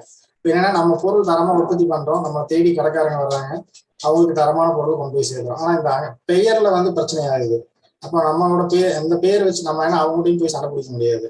நம்ம இந்த பேருக்கு வந்து இப்போ ஏதாவது மாற்று ஏற்பாடு பண்ணுவாங்க, நம்ம பொருளுக்கு பிராண்டுன்னு ஒன்று வேணும் அப்படின்னு சொல்லி யோசனை இருக்கும்போது தான் அந்த ஐந்துணை பாமை எண்ணெயாவும் நம்ம நல்லா அறிமுக நண்பர்கள். அப்புறம் அவங்கள்ட்டையும் பேசிருக்கோம். 5 சொல்லிட்டு ஒரு நேம் சூஸ் பண்ணி கொடுத்தாங்க. வேற நிறைய பேர்கள் சூஸ் பண்ணோம்.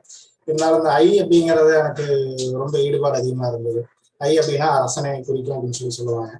அந்த ஈடுபாடு இருந்ததுனால அந்த 5 இணையையும் ஏன் 5 துணைன்னு மாற்றக்கூடாது அப்படின்னு சொல்லிட்டு யோசனை வரும்போது ஐயா குருநாதர் சுந்தராமன் ஐயாவோட பேசும்போது இதையே வச்சுட்டு இது 5 துணைனா நம்ம பஞ்சபூதங்களை குறிக்கும், 5 துணைனே வச்சு கொண்டு போய்க்கலாம் அப்படின்னு சொல்லி சொன்னாங்க. அப்ப ஏன்னா ஒரு மாசம் இடைவெளியில் நம்ம 5 துணை அப்படிங்கிற நேம் எப்போ முடிவாச்சோ அடுத்த நாளே வந்து நம்ம ட்ரேட்மார்க் ரெஜிஸ்ட்ரேஷன் எல்லாமே பார்த்தீங்கன்னா பண்ணிட்டோம். ட்ரேட்மார்க் ரெஜிஸ்ட்ரேஷன் பண்ணிட்டு அப்புறம் அங்காடி திறப்பு விழா பண்ணோம். அங்காடி திறப்பு விழாக்குன்னு பார்த்தீங்கன்னா பில்டிங் இருந்தது, முன்னாடி செட்டப் எல்லாம் எதுவும் கிடையாது. கிட்டத்தட்ட ஒரு 4-5 அடி குழி. நம்ம என்ன அந்த கடை பார்த்தீங்கன்னா 5 கடை இருந்தது.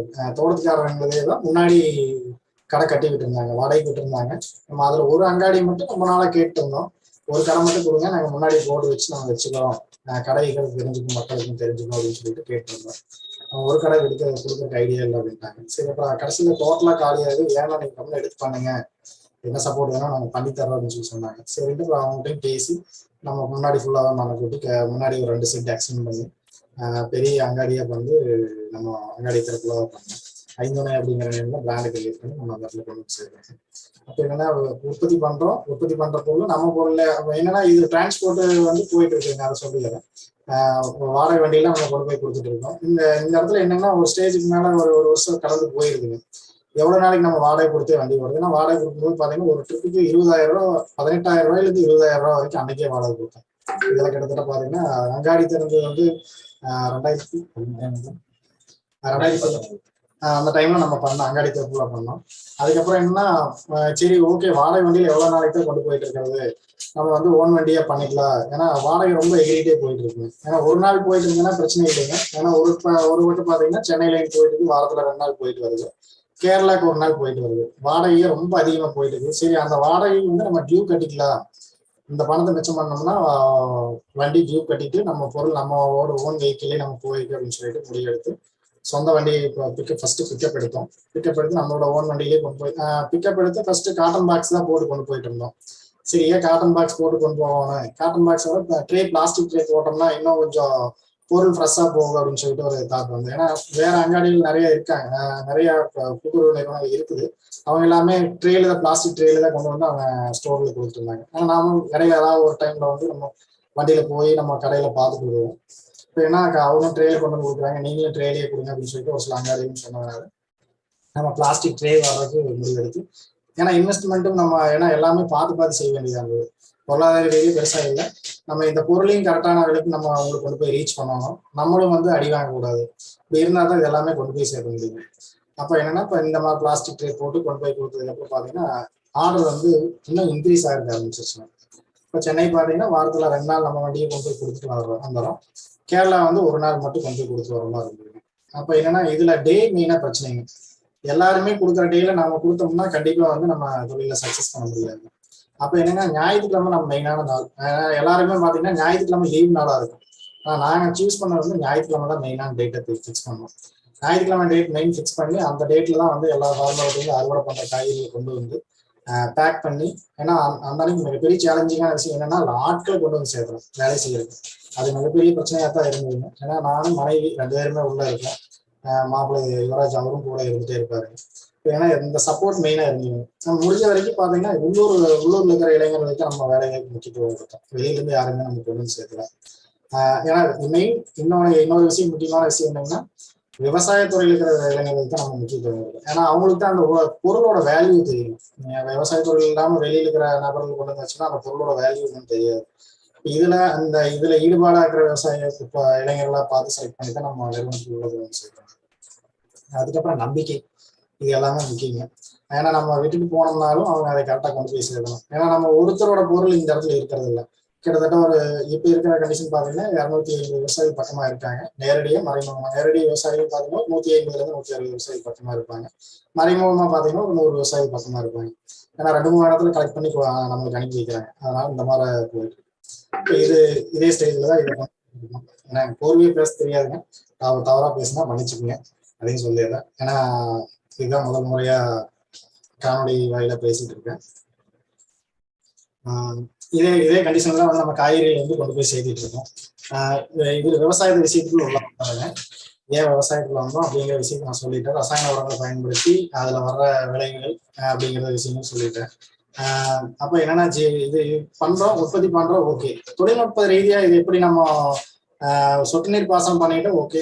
நார்மலா எல்லா இடத்துலயும் பண்றது பாத்தீங்கன்னா வெஞ்சுரி சிஸ்டத்துல பண்ணுவாங்க. சொட்டு நீர் பாசனம் வந்து வெஞ்சுரி சிஸ்டத்துல உரம் எல்லாமே கொண்டு போய் சேர்த்துருவாங்க. இந்த இடத்துலதான் வந்து மிகப்பெரிய சேலஞ்சிங்கான விஷயம் இருந்தது. ஏன்னா நம்ம இயற்கை இடுபொருட்கள் எல்லாமே பாத்தீங்கன்னா கடினத்தன்மையோட இருக்கும். ஜீவாமிர்தம் பண்ணாலும் சரிங்க, பஞ்சகவியம் பண்ணாலும் சரி, பூச்சிக்கொல்லி பண்ணாலும் சரி, எதா இருந்தாலும் வடிகட்டுறது மிகப்பெரிய சேலஞ்சிங்கான விஷயம். அதை வந்து நம்ம குருநாதர் சுந்தரமன் ஐயா பண்ணையில போய் பார்த்துட்டு இருந்தோம். அவரு ஒரு டெக்னிக்கலான விஷயங்கள்லாம் வந்து ஊழல் கரைசல் அப்படின்னு சொல்லிட்டு அவர் பண்ணிட்டு இருந்தாருங்க. இப்போ அதே மெத்தேடு நம்ம இடத்துக்கு நம்ம சூழலுக்கு தகுந்த மாதிரி பண்ணணும் அப்படின்னு சொல்லிட்டு அப்போ தொட்டி கட்டணும். ஏன்னா 10க்கு 5 சைஸ், 10க்கு 4 அடிங்க, 10 அடி நீளம், 4 அடி அகலம், 4 அடி உயரம், அந்த சைஸ்ல தொட்டி கட்டி தண்ணி 2 தொட்டி, அதே மாதிரி 2 தொட்டி, இன்னொன்று ஃபில்டர் ஆகி இன்னொரு தொட்டியில் நம்புற மாதிரி ஒரு தொட்டி. இது என்னன்னா அடியில வந்து ஏன்னா வெர்டிகல் ஃபீல்ட் அனுபவம் தான் இது எல்லாமே. அதுல கீழே 9 டிராப்னு சொல்லுவாங்க, பாத்ரூம் எல்லாமே யூஸ் பண்றாங்க. அந்த மாதிரி 9 டிராப் வச்சு அடுத்த 30 செக்ஷன் கொண்டு போய் அதுல வந்து ஒரு எல்போ போட்டு செட் பண்ணி பிவிசி பைப் மேலே தூக்கி வைப்போம். என்னன்னா தண்ணி வந்து என்ன நப்புறமோ அதே அளவு வந்து இன்னொரு தொட்டிலையும் மேலே ஏறும். அந்த மாதிரி சிஸ்டம்ல பண்ணி வச்சோம். அந்த பைப் கட்டி விட்டா தண்ணி அதுல ஏறிக்கிற மாதிரி பண்ணிக்கலாம். இதுல என்னன்னா மெயினா விஷயம் யூஸ் பண்ணோம் அப்படின்னா தண்ணி வடிகட்டி ஆகணும் இல்லைங்களா. அதுக்கு பாத்தீங்கன்னா கீழே வந்து கூழாங்கல்லுங்க, ஆத்துல அடிச்சுட்டு வரும் இல்லைங்களா. கூழாங்கல் ஒரு 1.5 இன்ச்ல இருந்து 2.5 இன்ச் சைஸ் வரைக்கும் அந்த கூழாங்கல் வந்து அடியில போட்டோம். அதுக்கு மேல பாத்தீங்கன்னா ஒரு லேயர் வலை, அந்த லேயருக்கு மேல பாத்தீங்கன்னா ஜல்லிக்கட்டுகள், அந்த ஜல்லிக்கட்டுல போட்டு அதுக்கு மேல ஒரு லேயர் வலை. இது எல்லாமே தேடல் தான். எல்லாமே தேடல் இருந்தா மட்டும்தான் அந்த விஷயங்கள்லாம் கத்துக்க முடியும்.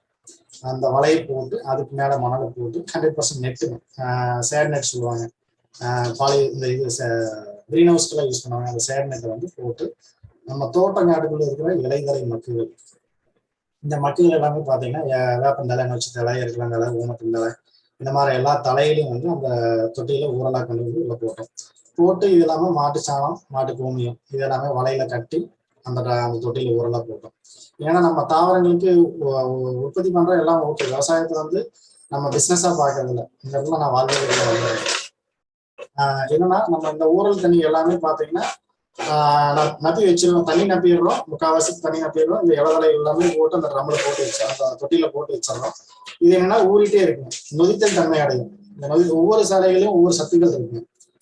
எக்ஸாம்பிள் சொல்லணும்னா புளியந்தலையில அயன் இருக்கும், முருங்கைத்தலையில அயன் இருக்கு. இந்த மாதிரி பூக்கள் எல்லாம் பாத்தீங்கன்னா மாலிட்டினியம் அப்படிங்கிற சத்துக்கள் இருக்கு. இந்த மாதிரி ஒவ்வொரு தலையிலையும் ஒவ்வொரு சத்துக்கள் இருக்கு. பச்சையாக்கூடிய எல்லா தலையிலையுமே பாத்தீங்கன்னா நைட்ரஜன் சத்து அதிகமா இருக்கும். இந்த மாதிரி விஷயங்கள் எல்லாமே நம்ம அந்த தொட்டியில ஊறல் போட்டு அந்த தண்ணியை வடிகட்டி இதுல என்னன்னா எனக்கு நான் வந்து ஒரு அனுபவத்துல என்னன்னா மோட்டர் வந்து தண்ணி தொட்டி கட்டியிருக்கோம். தண்ணி தொட்டிக்கு மேலே நம்ம எப்பவுமே நார்மலாக பழைய காலத்துல பார்த்தீங்கன்னா மேலே வைக்கிற மேலே ஓப்பன் மோட்டர் தான் வைப்பாங்க. அந்த மோட்டர்ல அடிசெக்ஷன்ல பைப் இருக்கு இல்லைங்களா, அந்த அடிசெக்ஷன் பைப்ல ஒரு ஹோல்ஸ் போட்டு 16 மணி நேரத்துக்கு போகிற மாதிரி ஹோல்ஸ் போட்டு தண்ணி குடிக்கும் போது டைரக்டா போயிடும். வெஞ்சரி வச்சோம்னா ஏதாவது ஃபில்டர் கீழே அடைச்சதுன்னா பம்பா போயிடும், பைப் லைன் புரிஞ்சிடும். அந்த லேட்டர் எடுத்து செட் பண்ணி கொண்டு வந்து அந்த ட்ரம்மில், அதாவது தொட்டி கட்டி இருக்கணும் இல்லையா, அடிஷனல் இன்னொரு தண்ணி கட்டி இருக்கணும் இல்லையா, அந்த ஓரல் தண்ணி வடிச்சு வெளியே வர தொட்டி, அந்த தொட்டியில போட்டு வச்சுட்டாங்க. என்னன்னா தண்ணி எப்பெல்லாம் எடுத்து விடுறோமோ அந்த தண்ணி வந்து ஈஸியா ஃபில்டர் ஆகி அந்த தொட்டிக்கு வரும். அந்த தண்ணி வந்து ஈஸியா காட்டுக்கு போயிடும். இதுல என்னன்னா பயிர்களுக்கு தேவையான சத்துக்கள் எல்லாமே அந்த தண்ணி வழியா வெளியே போயிடும். நம்ம ஜீவாமிர்தம் பண்ணாலும் அந்த தொட்டியில் ஊற்றிடுவோம், அஜயாபியம் பண்ணாலும் அந்த தொட்டியில் ஊற்றிடலாம்.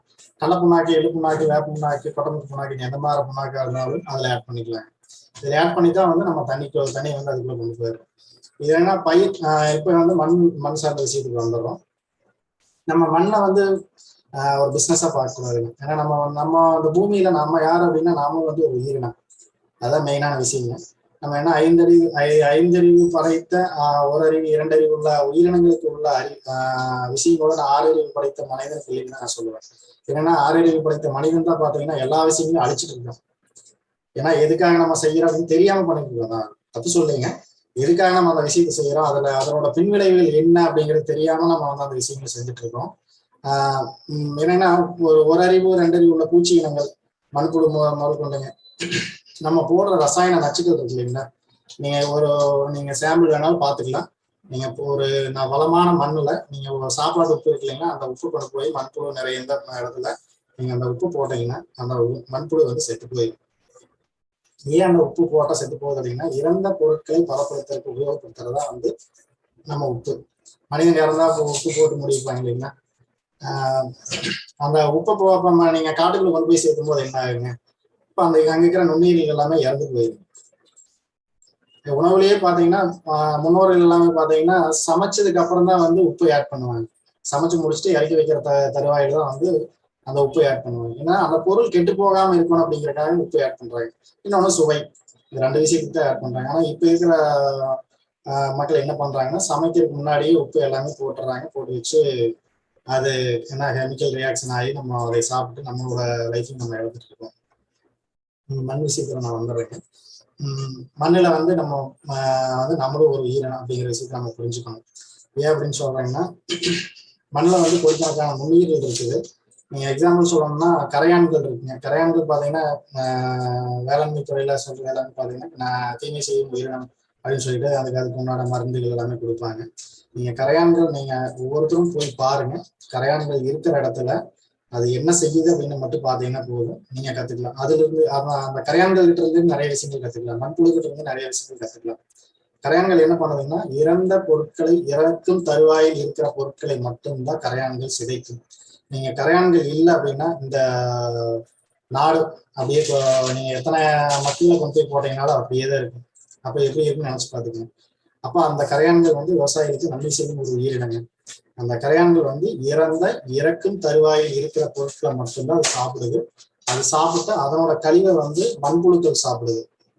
அந்த கரையான்களோட கழிவை வந்து மண்புழுக்கள் சாப்பிடுது. மண்புழுக்களோட கழிவுகள் வந்து நுண்ணுயிர்கள் சாப்பிடுது. நுண்ணுயிர்களோட எச்சம் தான் வந்து பயிர்கள் எடுத்துக்குது. இது என்னோட அனுபவ ரீதியான கருத்துங்க. அதே மண்புழு பார்த்தீங்கன்னா நீங்க அதை சாப்பிட்டு நீங்க என்னன்னா மண்புழு பார்த்தீங்கன்னா நேரம் ஆழ கீழே போயிட்டே இருக்கும். மேலே வரும், அதுக்கு தேவையான உணவு எடுத்துக்கும். தண்ணி இல்லைன்னா அப்படியே கீழே பறிச்சு கொண்டு போய் அந்த மண்ணை கொண்டு வந்து மேலே தள்ளிட்டே இருக்கும். அது என்னன்னா மண்ணில் வந்து துவாரங்களை வந்து அமைச்சு கொடுக்குதுங்க. கரையான்களும் சரி மண்புழுவும் சரி நிறைய துவாரங்களை வந்து அமைச்சு கொடுக்குது. அப்ப என்னன்னா மழை பெய்யற காலகட்டங்களில் அந்த மழை தண்ணி வந்து அந்த துவாரங்கள் வழியே கீழே பூமியில ஆழ வரைக்கும் போகுது. இந்த விஷயம் இருக்கு. இப்ப இந்த சைக்கிளிங் பாத்தீங்கன்னா நீங்க கொடுக்குற எந்த இடுபொருட்களா இருந்தாலும் இந்த சைக்கிளிங் எல்லாமே தாண்டி தான் பயிர் எடுத்துக்குது. அதுக்கப்புறம் நம்ம அறுவடை பண்றோம். அந்த அறுவடை பண்ணி நம்ம உணவை நம்ம எடுத்துக்கிறோம். இந்த பயிர்களோட கழிவுகள் எக்காரணம் வந்து நம்ம காட்டை விட்டு வெளியே எடுத்துக்கிறோம். நம்ம என்ன காரணம் அப்படின்னு சொன்னோம்னா இந்த களை செடிகளா இருந்தாலும் சரி எடுக்கிற கழிவுகளை காட்டுக்குள்ளேயே தான் சேர்க்கணும். ஏன்னா நீங்க எந்த அளவுக்கு நீங்க அவுட்புட் எடுக்கணும் அப்படின்னு எதிர்பார்க்கணும். ஒரு தாவரத்துல இருந்து நீங்க ஒரு வாழையோ மஞ்சளோ கரும்போ எதா இருந்தாலும் சரிங்க, அங்க இருந்து எடுக்கிறீங்கன்னா என்ன எடுக்கிறீங்களோ அந்த அளவுக்கு நீங்க அங்க கொடுத்தா மட்டும்தான் அங்க மண் வளமா இருக்கும். இல்லை அப்படின்னா அந்த இடத்துல மண் வளம் இல்லாத மண்ணா மாறி இருக்கும். ஏன்னா அதுக்கு உணவு வேணும். கரையான்களுக்கு சரி நுண்ணுயிர்களுக்கும் சரிங்க பாக்டீரியா எல்லா மண்புழுக்கும் சரி அதுக்கு உணவு வேணும். அப்ப நம்ம அதுக்கு உணவு கொடுத்துட்டே இருக்கணும். அந்த உணவு கொடுத்துட்டே இருந்தா மட்டும்தான் அதுல இருந்து நம்ம வாழ்க்கை சுழற்சி முறை வடிய ரொட்டீனா போயிட்டே இருக்கும். இப்போ ஒரு ஸ்டேஜ்ல உணவு இல்லை அப்படின்னா அந்த அந்த நிலம் மலடான நிலமா மாறி போயிடும். அதை வளப்படுத்துறதுக்கு குறிப்பிட்ட காலகட்டங்கள் எடுத்துக்கும். நீங்க ரசாயன உரங்கள் பயன்படுத்தாத நிலமா இருந்தீங்கன்னா அந்த இடத்துல ரசாயன கழிவுகள் எதுவும் இருக்காது. மண் ஓரளவுக்கு மழை பெய்ஞ்சுன்னா மண் வளமா மாறிக்கும். ஆனா நீங்க ரசாயன உரங்களை பயன்படுத்துற இடத்துல பாத்தீங்கன்னா நுண்ணுயிரில் எல்லாமே சாகடிச்சிடணும். வேதிய உரங்கள் பாத்தீங்கன்னா இப்ப நிறைய வந்துருக்குங்க. Urea, potash, DAP. இப்ப பாத்தீங்கன்னா இம்போர்ட்டட் உரங்கள்லாம் உரப்பட்டது உள்ள வந்துருது. அந்த உரங்கள் எல்லாம் பயன்படுத்துவது என்பது என்ன ஆகுதுன்னா மண் வளம் குறைஞ்சிட்டே போயிட்டு இருக்கு. நீங்க ஒண்ணும் இல்லை, குறைஞ்சது ஒரு 15 வருஷம் 20 வருஷத்துக்கு முன்னாடி நம்ம பாட்டம் போட்ட இன்னும் விவசாய முறையை கடைபிடிச்சிருந்தாங்க. நம்ம இயற்கை வழி வேளாண்மை தான் பண்ணிட்டு இருந்தாங்க. நம்ம தான் இந்த 80 காலகட்டங்களுக்கு அப்புறம் தான் எனக்கு தெரிஞ்சு 80க்கு மேலதான் இந்த ரசாயன உரங்களோட பயன்பாடுகள் ரொம்ப அதிகமா உள்ள வந்திருக்குன்னு நினைக்கிறேன். இப்ப 2000க்கு அப்புறமெல்லாம் பாத்தீங்கன்னா ரொம்ப அதிகமா இருக்கு, அளவுக்கு அதிகமா இருக்கு. என்னன்னா பக்கத்தோட்டத்துக்காரன் ஒரு மூட்டை யூரியா போட்டு அவன் ஈல் எடுத்தானா நான் 2 மூட்டை யூரியா போட்டு ஈல் எடுப்பேன்.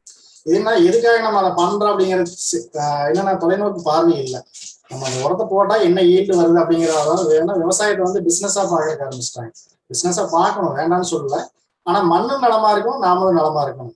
எங்களோட கான்செப்ட் என்னன்னா நான் உற்பத்தி பண்றேன், நான் நல்லா இருக்கேன், என் குழந்தை ஆரோக்கிய எதிர்காலம் நல்லா இருக்கு, வாங்கி சாப்பிட்றவங்க நல்லா இருக்கணும் அப்படிங்கிற அந்த எண்ணம் இருக்கிறவங்க மட்டும்தான் இயற்கை வழி வேளாண்மையில நீடிச்சு நிலையா நிற்க முடியும்.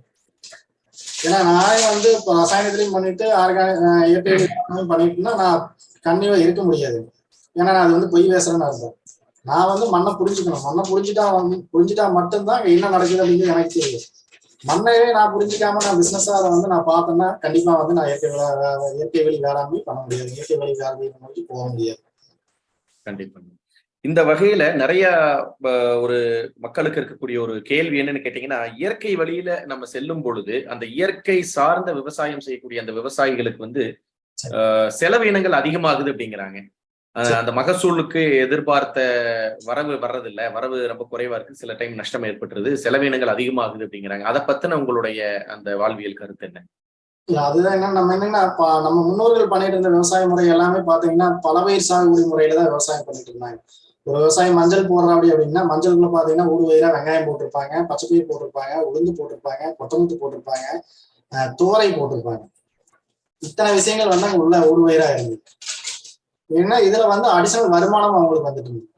இப்ப எல்லா விவசாயிகளும் பண்ற தவறு என்னங்கன்னா ஒற்றை பயிர் சாகுபடி முறை. ஒரு விவசாயி வாழை போட்டாரா அடுத்த விவசாயி கண்டிப்பா பக்கத்துல இருக்கிற ஊருக்காரங்க எல்லாருமே அந்த வாழை போடுவாங்க. இப்ப இந்த இடத்துல என்னன்னா விற்பனை வாய்ப்புக்கு போகும்போது நீங்க அடி வாங்கிடுறீங்க. நீங்க வியாபாரிக்கு 10 பொருள் கிடைச்சாதான் அவனுக்கும் மக்களுக்கு கொண்டு போய் சேர்த்து ஈஸியா இருக்கு. ஏன்னா நிறைய உற்பத்தி பண்ற பொருட்கள் எல்லாமே பாத்தீங்கன்னா உள்ளூர் மக்களே சாப்பிடுறாங்களா அப்படின்னா இல்ல. இதுல வாழ்வியல் முறையில் நம்ம மாறுபட்டு நிக்கிறோம். ஏன்னா நம்ம எதுக்காக நம்ம அந்த உற்பத்தி பண்றோம், அந்த பணம் சம்பாதிக்கிறோம், நம்மளோட தேவைகளை பூர்த்தி பண்ணிக்கிறதுக்காக தான் நம்ம அந்த உற்பத்தி அப்படிங்கிற விஷயத்துல போறோம். வாழைனா வாழைக்குள்ள போறோம். அந்த வாழையை உற்பத்தி பண்ணி அந்த பணத்தை கொண்டு என்ன பண்ண போறாங்க? ஏன்னா மளிகை கடைக்கு போறாங்க. நீங்க வீட்டுக்கு தேவையான உளுந்து, பச்சைப்பயிறு, துவரம் பருப்பு இந்த மாதிரி விஷயங்களை வாங்கிட்டு உள்ள வர்றாங்க. அப்ப அந்த பணம் சம்பாதிக்கிறதுக்கு நீங்க வாழை உற்பத்தி பண்ணி நீங்க அங்க கொண்டு போய் கொடுத்து மெனக்கெட்டு நீங்க சம்பாதிச்சு கொண்டு அங்க கொடுத்து நீங்க அதை வாங்கிட்டு வர்றதுக்கு உங்களோட வீட்டு தேவையை பூர்த்தி பண்ணிக்கிறதுக்காக நீங்க முழுசா நீங்க இயற்கை விவசாயமே பண்ணுங்க அப்படின்னு நான் சொல்லல. உங்க வீட்டுக்கு தேவையான உங்களுடைய தேவையை பூர்த்தி பண்ணிக்கிற அளவுக்காக ஒரு கடைசிக்கு ஒரு 1/2 ஏக்கரா ஃபர்ஸ்ட் ஸ்டார்டிங் பண்ணுங்க. ஃபர்ஸ்ட் நீங்க புரிதல் உள்ள வேணும் உங்களுக்கு. இயற்கை விவசாயம்னா என்ன அப்படிங்கிறது இயற்கை வழி வேளாண்மை. இயற்கை விவசாயம் சொல்ல முடியாது, இயற்கை வழி வேளாண்மை, இயற்கை சார்ந்த வேளாண்மை அப்படின்னா நம்ம சொல்லலாங்க. இயற்கைங்கிறது யானவனால் படைக்கப்பட்டது, இறைவனால் படைக்கப்பட்டது. அது இயற்கை அப்படியே ஏன்னா அதுவே பரிணாம வளர்ச்சி அடைஞ்சிட்டு போயிட்டே இருக்கும். நம்ம இயற்கை வழி வேளாண்மையில நம்ம ஃபர்ஸ்ட் மண்ணை புரிதல் வேணும். மண்ணுல என்ன நடக்குது அப்படிங்கிற விஷயங்கள் நம்ம தோட்டத்துல போய் பார்க்கணும். போய் பார்த்தா தான் என்ன நடக்குது, அங்க நன்மை செய்யும் பூச்சி இருக்குதா, தீமை செய்யும் பூச்சி இருக்குதா அப்படிங்கிறது நம்ம போய் பார்த்தா மட்டும்தான் தெரியும். உடனே பூச்சி இருக்குது நம்ம கடைக்காரங்களோட போறோம், கடைக்காரன் ஒரு மருந்து தேவையான இடத்துல 4 மருந்து எழுதி கொடுப்பாங்க. அப்ப அந்த இடத்துல நம்ம அடி வாங்கிடுறோம். ஏன்னா அவன் கடைக்காரனுக்கு அவனுக்கு தேவை பிசினஸ், அவனுக்கு வியாபாரம், அவன் பொருள் விற்கணும் அப்படிங்கிற இடத்துல அவன் எல்லா பொருளுமே எழுதி கொடுத்துருவாங்க. நம்ம கொண்டு என்ன எதுக்காக அடிக்கிறோம் அப்படிங்கிறது தெரியாமே நம்ம அடிச்சுட்டு இருக்கோம். எக்ஸாம்பிள் சொல்லணும்னா ஒரு வெண்டை செடியா ஒரு கத்திரி செடியா இருக்கு அப்படின்னா அந்த செடியில் நம்ம போய் பார்த்தோம்னா அந்த செடியில நன்மை செய்யும் பூச்சி எவ்வளவு இருக்கு, எவ்வளவு சதவீதம் இருக்குது, தீமை செய்யும் பூச்சி எவ்வளவு சதவீதம் இருக்குது அப்படிங்கிறத நம்ம பார்க்கணும். நன்மை செய்யும் பூச்சி சதவீதம் அதிகமா இருந்துன்னு வச்சுக்கோங்க, ஒரு 80% இருக்க வேண்டிய இடத்துல 100%ல ஒரு 80% நன்மை செய்யும் பூச்சியும் தீமை செய்யற பூச்சி ஒரு 10% இருந்ததுன்னா நீங்க கவலைப்பட வேண்டியது இல்லை. நீங்க 10% வேஸ்ட் ஆகுதுன்னா பரவாயில்ல, விட்டுருங்க. நீங்க தோட்டத்துல இருக்கிற அறுவடை பண்ணி கொண்டு வரது நீங்க செலவுக்கு கணக்கு போட்டுப்பாங்க வாங்குறதுல. நீங்க 80% அந்த நன்மை செய்யும் பூச்சிகள் பாத்தீங்கன்னா இந்த தீமை செய்யும் பூச்சிகளை அழிச்சிடும். ஆனா டோட்டலாவே வந்து நன்மை செய்யும் பூச்சி இருந்ததுன்னா கண்டிப்பா தேவை இல்லைங்களா? இது சைக்கிளிக் தானே. இப்ப ஏன்னா நான் உன்னோட ஒண்ணு விட்டு சார்ந்த வாழ்க்கை முறை அப்படின்னு சொல்றது காரணம் அதுதாங்க. ஒன்னை சார்ந்துதான் ஒண்ணு இயங்கிட்டு இருக்குது. நம்ம வாழ்வியலே பாத்தீங்கன்னா ஒன்றை சார்ந்து ஒண்ணுதான் போயிட்டு இருக்கு. கண்டிப்பா. இந்த காரணத்தினாலதான் அந்த இயற்கை வெளியில வரக்கூடிய அந்த விவசாய விளைபொருட்கள் கொஞ்சம் அதிகமான ஒரு பிரைஸ் இருக்கிற காரணம் அப்படிங்கிறது ஒரு விஷயமா இருக்கு இல்லைங்களா? கொஞ்சம் கூடுதல் இருக்குங்க. காரணம் என்னன்னா எல்லாமே வந்து ஆட்களை கொண்டு நம்ம இயக்குறோம். ரசாயன வழி வேளாண்மையில பாத்தீங்கன்னா களைக்கொல்லி அப்படிங்கிற விஷயம் இருக்குது.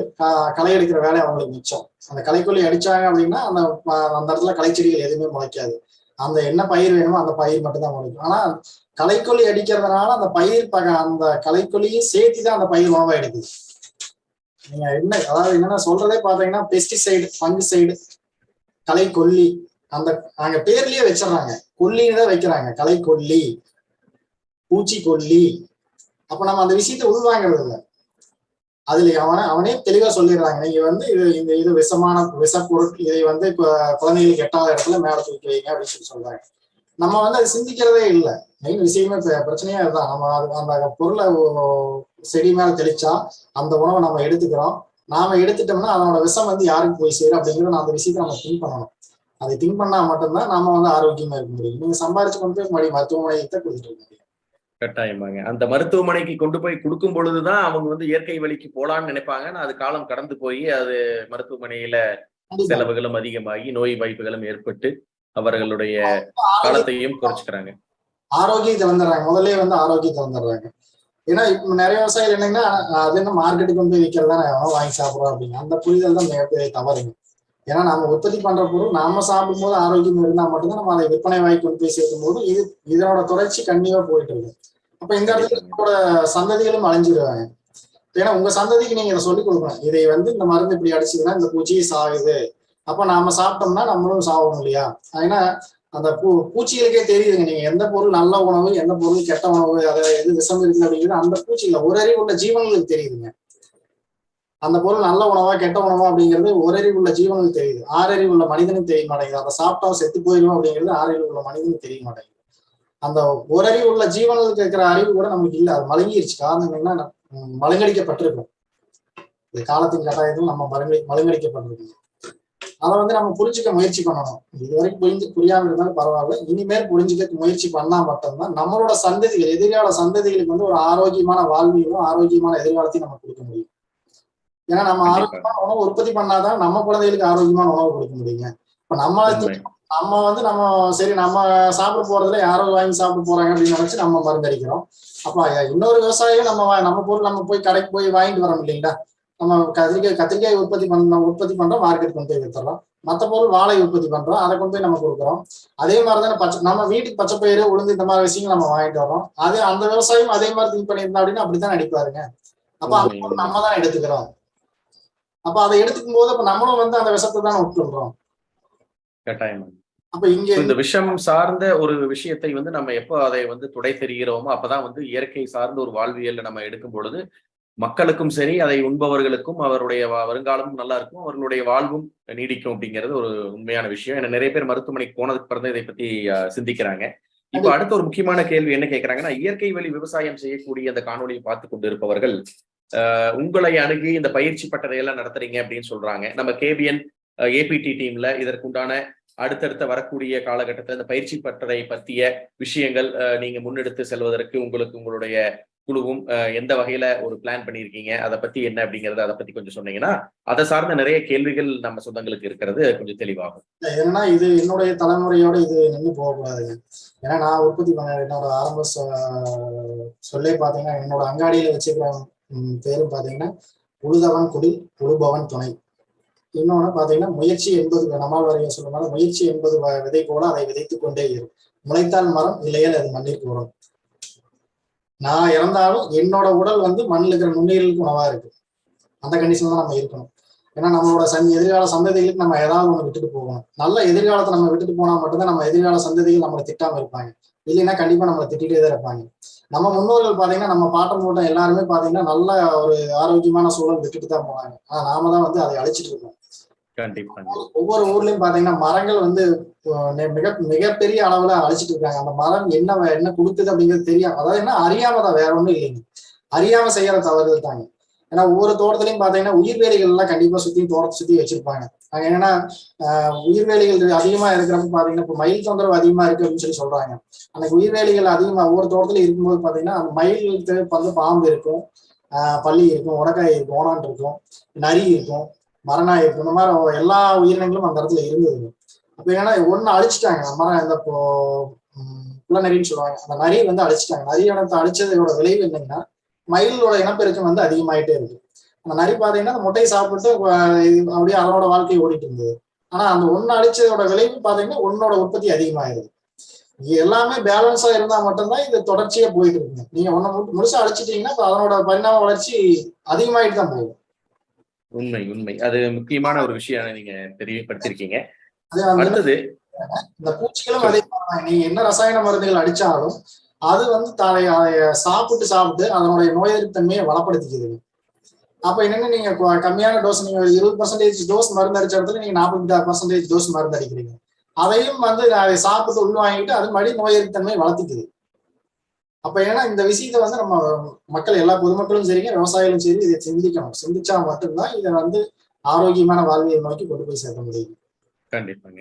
இப்போ வந்து இயற்கை வழி வேளாண்மை அப்படிங்கிற ஒரு சைடுல நம்ம முன்னெடுத்து செல்லும் இந்த காலகட்டத்துல இந்த உயர் உற்பத்தி அப்படிங்கிற ஒரு ப்ரொடக்ஷன் அதிகமாக, மகசூல் அதிகமாக, ஈல்டு அதிகமாக தரக்கூடிய இந்த விதையில்லா காய்கறிகள் எல்லாம் வருது. இத பத்தி உங்களுடைய அபிப்பிராயம் என்ன? மரபு மாற்று விதைகளை கண்டிப்பா உபயோகப்படுத்துறாங்க. நம்ம அங்காடி இருக்குங்க. மரபு மாற்று விதைகள் இல்லாம மற்ற விதைகளை உபயோகப்படுத்துறோம். ஏன்னா உணவு தேவைன்னு ஒண்ணு இருக்குங்க. ஏன்னா நானும் வந்து விவசாயம் பண்றேன், நான் நாட்டு வெரைட்டிகள் மட்டும்தான் நான் பண்றேன் அப்படின்னா முழுக்க நான் பொய் பேசுறேன்னு அர்த்தம். ஏன்னா மக்களுக்கு வந்து இப்ப பீக்கிங்காய்னா ஆடிப்பட்டத்துல தான் பீக்கிங்காய் அதிகமா கிடைக்கும். ஆனா எல்லா நாட்களும் வந்து எனக்கு பீக்கிங்காய் வேணும் அப்படின்னு எதிர்பார்க்கறாங்க. எல்லா காய்கறியும் எல்லா நாட்களும் மக்களுக்கு கொண்டு போய் சேர்த்தணும். முதல்ல நம்மளோட நோக்கம் என்னன்னா விஷமில்லாத காய்கறிகள் மக்களுக்கு வந்து எல்லா நாட்டிலும் கொண்டு போய் சேர்த்தணும். அதுதான் நம்மளோட நோக்கம். முடிஞ்ச வரைக்கும் ஹைபிரிட் சீடு, இப்ப இருக்கிற சூழல வந்து ஹைபிரிட் சீடு யூஸ் பண்றோம். அதுல வந்து மரபு மாற்று விதைகளை நம்ம யூஸ் பண்றது இல்லை.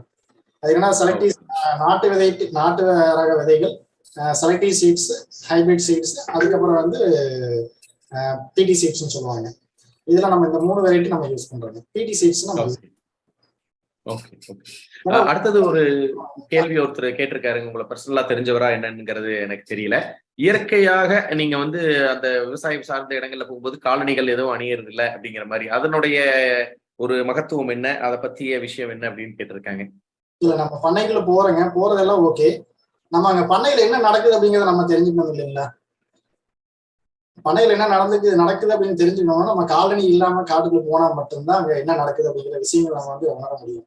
நீங்க இயற்கை வழி வேளாண்மை பண்ற நிலமா இல்ல ரசாயன வழி வேளாண்மை பண்ற நிலமா அப்படிங்கிறது நீங்க வெறுங்கால நடந்து போனீங்கன்னா மட்டும்தான் அங்க மண் எப்படி இருக்கு அப்படிங்கிறது தெரிஞ்சுக்க முடியும். நீங்க அந்த இடத்துல பிரீத்திங் பண்ணி பாத்தீங்கன்னா அங்க ஆரோக்கியமான சூழல் இருக்கா இல்ல ரசாயன நெடிகள் இருக்கா அப்படிங்கிறது நம்ம அந்த தோட்டத்துக்குள்ள போய் பார்க்கும்போதே கண்டுபிடிச்சுக்கலாம். வெறுங்காலில் செல்லும் பொழுது அதனுடைய விஷயங்கள் தெரியும், புலப்படும் அப்படின்றீங்க. மெதுமெதுப்பான தன்மையோட இருக்குங்க. ஏன்னா உயிர் வாழ்ற இடத்துல மட்டும்தான் அங்க வந்து உயிரோட்டம் இருக்கு, மண்ணுல உயிரோட்டம் அதிகமா இருக்கும். இன்னொன்னு நம்ம ஆரோக்கியம் சார்ந்த விஷயம் தான். என்னன்னா நம்ம ஹாஸ்பிட்டல் போறோம், நீங்க அக்குபஞ்சர்ல பாத்தீங்கன்னா அந்த முள்ளு செருப்பு கொடுப்பாங்க. அது எதுக்காக கொடுக்குறாங்க? நீங்க வெறுங்காலில் நடந்து போங்க, தோட்டத்துக்குள்ள நடந்து போனீங்கன்னாவே உங்களுக்கு அக்குபஞ்சருங்க, காலில் போற கல்லு முள்ளு எல்லாமே குத்தும். அப்ப என்னன்னா உங்களுக்கு ப்ரெஷர், ரத்த ஓட்டம் வந்து ஸ்பீட் ஆகும், உங்களுக்கு அக்குபஞ்சர் ஆயிடுது. இது சார்ந்துதான் பார்க்கணும். கண்டிப்பா. அடுத்தது மிக ஒரு முக்கியமான ஒரு விஷயம், இந்த குழந்தைகளுக்கு கொடுக்கக்கூடிய தின்பண்டங்கள். இன்று வந்து ஒரு இந்த விஷம் அப்படிங்கிற ஒரு விஷயம் வந்து தின்பண்டத்தின் வாயிலாக பேக் பண்ண செய்யப்பட்டு வந்து குழந்தைகளுக்கு அவர்களுடைய எதிர்காலத்தை கிடைக்கின்றது. இந்த மாதிரி இருக்கக்கூடிய சூழ்நிலையில இயற்கை சார்ந்த காய்கறிகள், பழங்களை தவிர அந்த தின்பண்டங்களுக்கு எந்த வகையான ஒரு இயற்கை வாழ்வியல் முறைய குழந்தைகளுக்கு எடுத்து செல்லலாம் அப்படிங்கிற ஒரு கேள்வி கேட்டிருக்காங்க. இல்ல, நம்ம முன்னோர்கள் என்னென்ன, நம்ம முன்னோர்கள் நம்மளுக்கு என்ன கொடுத்தாங்களோ, நம்ம அப்பா அம்மாவுக்கு என்ன சாப்பிட்டாங்களோ அந்த விஷயங்கள் வந்து இப்ப இருக்கிற தொழில்நுட்பத்துக்கு தகுந்த மாதிரி நம்ம அதை ரெடி பண்ணி கொடுத்தாவே போதுங்க. இப்ப பாத்தீங்கன்னா அரிசி இருக்கு, அரிசி எக்ஸாம்பிள் அரிசியில பாத்தீங்கன்னா அவல் வந்துருச்சுங்க, அதுலயே பொரி வந்துருச்சு. பாரம்பரிய அரிசி வகைகள் பாத்தீங்கன்னா நிறைய இருக்கு. சிறுதானியங்கள் இதுல மெயினா சிறுதானியங்கள் நிறைய இருக்குங்க. குதிரைவாளி, சாமை, திணை, வரகு, பனிவரகு, இந்த மாதிரி விஷயங்கள் நிறைய இருக்கு. இதுல பாத்தீங்கன்னா அவல் இருக்கு. அதை அவளா பண்ணி நீங்க குழந்தைக்கு கொடுக்கலாம். அதுல அந்த அவளையே பாத்தீங்கன்னா நீங்க தாளிச்சும் கொடுக்கலாம். ஏன்னா நம்ம சிந்திக்கணும், நம்ம அந்த குழந்தைக்கு ஏதாவது ஒரு வகையில நம்ம அதை கொண்டு போய் கொடுக்கணும். இல்லையா நீங்க அந்த சிறுதானியங்கள் வந்து அரைச்சி பவுடர் பண்ணி அதை கொண்டு போய் குழந்தைகளுக்கு சேர்க்கலாம். இல்ல சிறுதானியங்கள்ல இனிப்பு பலகாரங்கள் செஞ்சு கொண்டு போய் கொடுக்கலாம். திணை லட்டு, எள்ளு லட்டு, இந்த மாதிரி விஷயங்கள்லாம் பண்ணி கொண்டு போய் கொடுக்கலாங்க. கோதுமை பாத்தீங்கன்னா கோதுமை இப்ப தொழில்நுட்ப வளர்ச்சியில இப்ப நம்ம கோதுமை வந்து அவளாவே பண்ணிட்டாங்க. அவள் நீங்க அந்த கோதுமை அவள் நீங்க டைரக்டாவே சாப்பிடலாம். அந்த அளவுக்கு டேஸ்டா இருக்குங்க. நம்ம என்னன்னா நம்ம அடுத்தது அந்த குழந்தைக்கு ஏதாவது ஒரு வகையில நம்ம அந்த பொருளை கொண்டு போய் சேர்த்தணும். அப்படிதான் நம்ம திங்க் பண்ணணும். இல்ல நம்ம குழந்தை சாப்பிடாது, நான் சாப்பிட மாட்டேன், முதல்ல நம்ம பெரிய நாம எடுத்துக்கணும் முதல்ல. ஏன்னா நீங்க கடை கூட்டிட்டு போய் சாக்லேட் அது இதுன்னு வாங்கி கொடுத்துட்டு நீங்க வீட்டுல நீங்க செஞ்சு கொடுங்க ஃபர்ஸ்ட். நம்ம சாப்பிட்டு போறேன்னா மட்டும் ஏன்னா குழந்தைக்கு கெட்ட வார்த்தை பேசுது அப்படின்னு சொல்லுவாங்க. குழந்தைக்கு கெட்ட வார்த்தை எந்த காலத்துலயும் குழந்தைக்கு கெட்ட வார்த்தை பேசாதுங்க. கேட்ட வார்த்தைகளை தான் திருப்பி பேசும். ஏன்னா அப்ப அவங்களுக்கு குழந்தை பருவத்திலேயே வந்து அவங்களுக்கு தேவையான பொருட்கள் நம்ம பாரம்பரியமா என்னென்ன உணவுப் பொருட்கள், அதாவது ஒவ்வொரு பகுதிகளுக்கும் ஒவ்வொரு வகையான காய்கறிகள், பழங்கள் வந்து இருக்கு. ஒவ்வொரு பகுதியிலையும் அந்த விளைஞ்சிட்டு இருந்ததுதான். ஏன்னா நம்ம அதை எல்லாமே அழிச்சிட்டோம் மெயின். அப்புறம் இன்னொன்னு அதனோட முக்கியத்துவம் தெரியாம இருந்துட்டோம். நம்ம பள்ளிக்கூடம் போற காலகட்டங்கள்ல பாத்தீங்கன்னா பாதாணி மரம் இருக்கு. பாதாணிக்காய் பள்ளிக்கூடம் போகும்போது பாதாணிக்காய் பொறிச்சு சாப்பிடுவோம். அந்த வேலி ஓரங்கள்ல பாத்தீங்கன்னா கொடுக்காப்புளி இருக்கும். அந்த கொடுக்காப்புளி சாப்பிடுவோம். அதுல பாத்தீங்கன்னா துவர்ப்பு சுவை, இனிப்பு சுவை, அந்த 2 சுவை இருக்கிறது அந்த கொடுக்காப்புளிக்கு மட்டும்தான் இருக்கும். நீங்க அறுசுவையும் குழந்தைகளுக்கு கொடுத்தா மட்டும்தான் நீங்க அவங்களுக்கு ஆரோக்கியமா இருக்க முடியும். நம்ம ஒரு சுவை இனிப்புனா இனிப்பு மட்டும் தான் கொண்டு போய் கொடுக்குறோம். காரம்னா காரம் மேக்ஸிமம் குழந்தை விரும்ப மாட்டாங்க. ஆனா அந்த மாதிரி நம்ம ஆரம்பத்திலேயே அந்த குழந்தைகளை அடிக்ட் பண்ணிடுறோம். அது நம்மளாலதான் தவறு இருக்கு. உண்மை. சொந்தங்கள் நிறைய கேள்விகள் கேட்டிருந்தாலும் நேரம் காரணமாக இன்று வந்து நம்ம வந்து இந்த இயற்கை சார்ந்த ஒரு வாழ்வியல் அப்படிங்கிறது இன்றைய 94வது காணொளி வந்து ஒரு முன்னெடுப்பு, ஒரு ஃபர்ஸ்ட் ஸ்டெப் அப்படிங்கிறது தான். ஏன்னா இயற்கை சார்ந்த அந்த வாழ்வியலை நம்ம தெரிந்து கொள்ளணும்னா நிறைய விஷயங்கள் இன்றைய சிறப்பு விருந்தினர் கூறியது போல நிறைய விஷயங்கள் ஃபர்ஸ்ட் நம்ம இயற்கை வழிக்கு சாப்பிட்றதுக்கு முதல்ல மாறணுமா அப்படிங்கிறத தெரிஞ்சுக்கிறதுக்கே நீங்க இவ்வளவு நேரம் நீங்க சிறப்பு விருந்தினருடைய உரையை கேட்டிருந்திருப்பீங்க. அடுத்தது அவர் வந்து இந்த இயற்கை வழியில விவசாயம் செய்வதற்கும் அதை சந்தைப்படுத்துவதற்கும் எவ்வளவு சிரமம் மேற்பட்டாரு அப்படிங்கிறது, அவருடைய சிரமத்தை எவ்வளவு சொன்னாரு அப்படின்னா, அந்த சிரமத்தை இயற்கை வழியில நம்ம வந்து ஒரு நீண்ட ஆயுள் பெற்று வாழ வேண்டும் அப்படின்னா அந்த சிரமத்தை எதிர்கொண்டால் மட்டும்தான் முடியும். ஏன்னா ஆங்கிலத்துல ஒரு பழமொழி சொல்லுவாங்க, if there is no pain there is no gain. So gain அப்படிங்கிறது பெயின் இல்லாம இருக்காது. சுகமா வேணும்னா சுமையாக நோய் தான் கிடைக்கும். கொஞ்சம் பாடுபட்டோம்னா ஆரோக்கியமான ஒரு வாழ்வு வரும் அப்படிங்கிறது தான் அவருடைய கஷ்டத்தின் வாயிலாக அந்த கஷ்டத்தையும் தாண்டி நாங்க இன்னைக்கு நிலைச்சு நிக்கிறோம். இன்னைக்கு அவரை கொண்டு வந்து நம்ம காணொளி மூலியமாக அனைவருக்கும் தெரியப்படுத்துறோம். என்னன்னா இவ்வளவு சிரமத்தையும் தாண்டி ஒரு மனிதர் இயற்கையாக வாழுவதற்கும் இயற்கையாக ஒவ்வொருவரும் நோய் நொடி இல்லாமல் செல்வ செழிப்பாக வாழ்வதற்கு முன் அந்த நோய் நொடி இல்லாத ஒரு உடல் வேண்டும் அப்படிங்கிறது தான் முன்னோடைய எடுத்து செல்லணும். அதுக்கப்புறம் தான் செல்வமும் செழிப்பும் உங்களுடைய பகட்டும் அதெல்லாம் 2வது தான் அப்படிங்கிறத எவ்வளவு அழுத்தம் திருத்தமா அவருடைய கஷ்டத்தின் வாயிலாக தெரிவிச்சிருக்காரு. இந்த கஷ்டம் அடுத்தவர்களுக்கு கொண்டு செல்லக்கூடாதுங்கிறதுக்காக தான் அவர் வந்து ஒருங்கிணைத்த ஒரு மார்க்கெட் பண்ற மாதிரி சந்தைப்படுத்துதலுக்காக அவர் செய்திருக்கிறாரு. இது வந்து ஒரு தொடக்கம். இதை கண்டினியூவாக நம்ம ABT team, agriculture and products team கொண்டு செல்லும். இந்த ஏபிடி டீம் வாயிலாக நாங்க வந்து கேபிஎன் குளோபல் மனதார எங்களுடைய இந்த கமிட்டிக்கு ஒரு நன்றியை தெரிவித்துக் கொண்டு, இந்த கேபிஎன் குளோபல் சார்பாக இன்னும் பல கமிட்டிகள் இருக்கின்றன. அந்த பல கமிட்டிகளில் ஒன்றான இந்த அக்ரிகல்ச்சரல் ப்ராடக்ட்ஸ் டீம் மாதிரியே இன்னமும் உங்களுக்கு வந்து எமர்ஜென்சி ரெஸ்பான்ஸ் டீம் அப்படின்னு சொல்லி இஆர்டி டீம்னு ஒன்று இருக்கு, லேடிஸ் ஃபோரம் டீம் அப்படின்னு சொல்லி அப்படியே ஒரு டீம் இருக்கு, விமன் எம்பவர்மெண்ட் டீம் ஒன்று இருக்கு, அது மாதிரி கேரியர் ஃபவுண்டேஷன் டீம் அப்படின்னு ஒன்று இருக்கு, கல்ச்சர் வேல்யூ டீம் சிவிடின்னு ஒரு டீம் இருக்கு, சப்போர்ட் ஆக்ஷன் டீம்னு ஒன்று இருக்கு. இந்த மாதிரி நிறைய டீம்கள் நம் சொந்தங்கள் இணைந்து அவர்களுடைய எண்ணத்தின் பால் இந்த தொழிலையும் நம் உடலையும் நன்றாக பேணி காப்பதற்கும் அதன் மூலியமாக அனைவரும் நீண்ட ஆயுளும் நிறை செல்வமும் பெற வேண்டும் அப்படிங்கிறதுக்காக எடுத்த ஒரு முன்னெடுப்பு கேபிஎன் குளோபல்ல இருந்து இது ஒரு முத்தாய்ப்பான ஒரு விஷயமாக இந்த காணொளி மூலம் நம்ம அறிமுகப்படுத்தி இருக்கிறோம். மேலும் விவசாயம் சார்ந்த தனிப்பட்ட காணொளிகளாக விரைவில் வரவிருக்கின்றது. அந்த வரவிருக்கும் விஷயத்தை இங்க தெரியப்படுத்துவதற்காக இந்த 94வது காணொளியில இன்றைய சிறப்பு விருந்தினரை வைத்து அதற்கு நம்ம ஒரு பிள்ளையார் சொல்லி போட்டிருக்கிறோம் என்பதை இந்த தருணத்தில் நம் சொந்தங்களுக்கு தெரியப்படுத்தி KBN global, Kongu business network, KBN association Tamil Nadu, சிக்பா மலேசியா மற்றும் கேபிஎன் ஆஸ்திரேலியா இணைந்து நடத்திய இந்த காணொலி தொகுப்பிற்கு வந்துள்ள அனைத்து சொந்தங்களுக்கும் மனமார்ந்த நன்றியை தெரிவித்து, இன்றைய சிறப்பு விருந்தினருக்கும் முக்கியமாக அவர் இந்த விஷயத்தை முன்னெடுத்து செல்வதற்கு பட்ட சிரமங்களுக்கு கண்டிப்பாக ஒரு விடிவு காலமாக நல்ல ஒரு இயற்கை சார்ந்த வாழ்வியல் வர வேண்டும் என்று எல்லாம் வல்ல இறைவனை வேண்டி அவர் இங்கு காணொலியில் பங்கு பெற்றதற்கு நன்றி கூறி விடைபெறுகின்றோம்.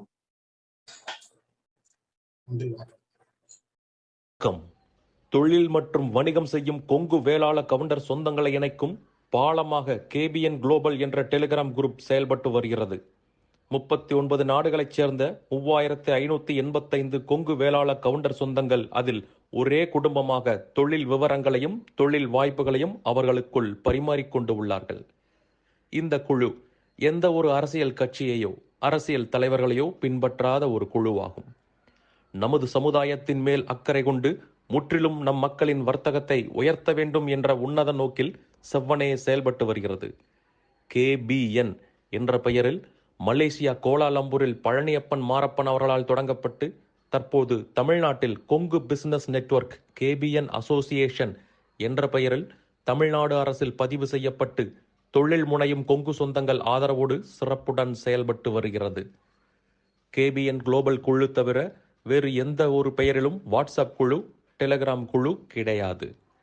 இது நமது கொங்கு சொந்தங்களின் தொழில் மற்றும் சமுதாய முன்னேற்றத்திற்கு சேவை மனப்பான்மையுடன் உருவாக்கப்பட்ட அரசியல் சார்பற்ற அமைப்பு. இந்த குழுவில் இணைவதற்கு எந்த ஒரு கட்டணமும் கிடையாது. ஒரு சிலர் KBN பெயரை பயன்படுத்தி சந்தா வசூலித்து சுய லாபத்துக்காக குழுக்களை அமைத்துக் கொண்டிருக்கின்றனர். அவ்வாறு செயல்படும் குழுவுக்கும் நமக்கும் எந்த தொடர்பும் கிடையாது. 100 விழுக்காடு தொழில் சம்பந்தப்பட்ட பதிவுகள் மட்டுமே, அதுவும் இலவசமாக, எந்த ஒரு சந்தாவும் இல்லாமல் நம் சொந்தங்கள் அனைவரும் முன்னேற வேண்டும் என்ற உயரிய எண்ணத்தில் பதிவுகளை அனுமதிக்கும் ஓர் உலகளாவிய வர்த்தக குழு. நம் தொழில் அபிவிருத்திக்கு ஏற்ற ஓர் உபயோகமுள்ள ஒரே குழு KBN குளோபல் டெலிகிராம் குழு. சொந்தங்களுக்கு இது குறித்து சந்தேகங்கள் இருந்தால் +60 13299144 +6 0 13 299144 என்ற அலைபேசி எண்ணில் வாட்ஸ்அப் குறுஞ்செய்தி அனுப்பலாம். நன்றிகளுடன் மலேசியா பழனியப்பன் மாரப்பன் அவர்கள் சார்பாக செழியன் குமாரசாமி. நீங்கள் நமது கொங்கு சொந்தங்கள் வாழ்வில் முன்னேற வேண்டும் என்று விரும்பினால் இந்த தகவலை உங்கள் சொந்தங்களுடன் பகிர்ந்து மகிழ்ந்திட அன்புடன் வேண்டுகிறேன். KBN குளோபல் டெலிகிராம் குழுவில் இணைந்து உங்கள் தொழில் வணிக உறவுகளை விரிவுபடுத்தி வளம் பெற வாழ்த்துகிறேன். வணக்கம்.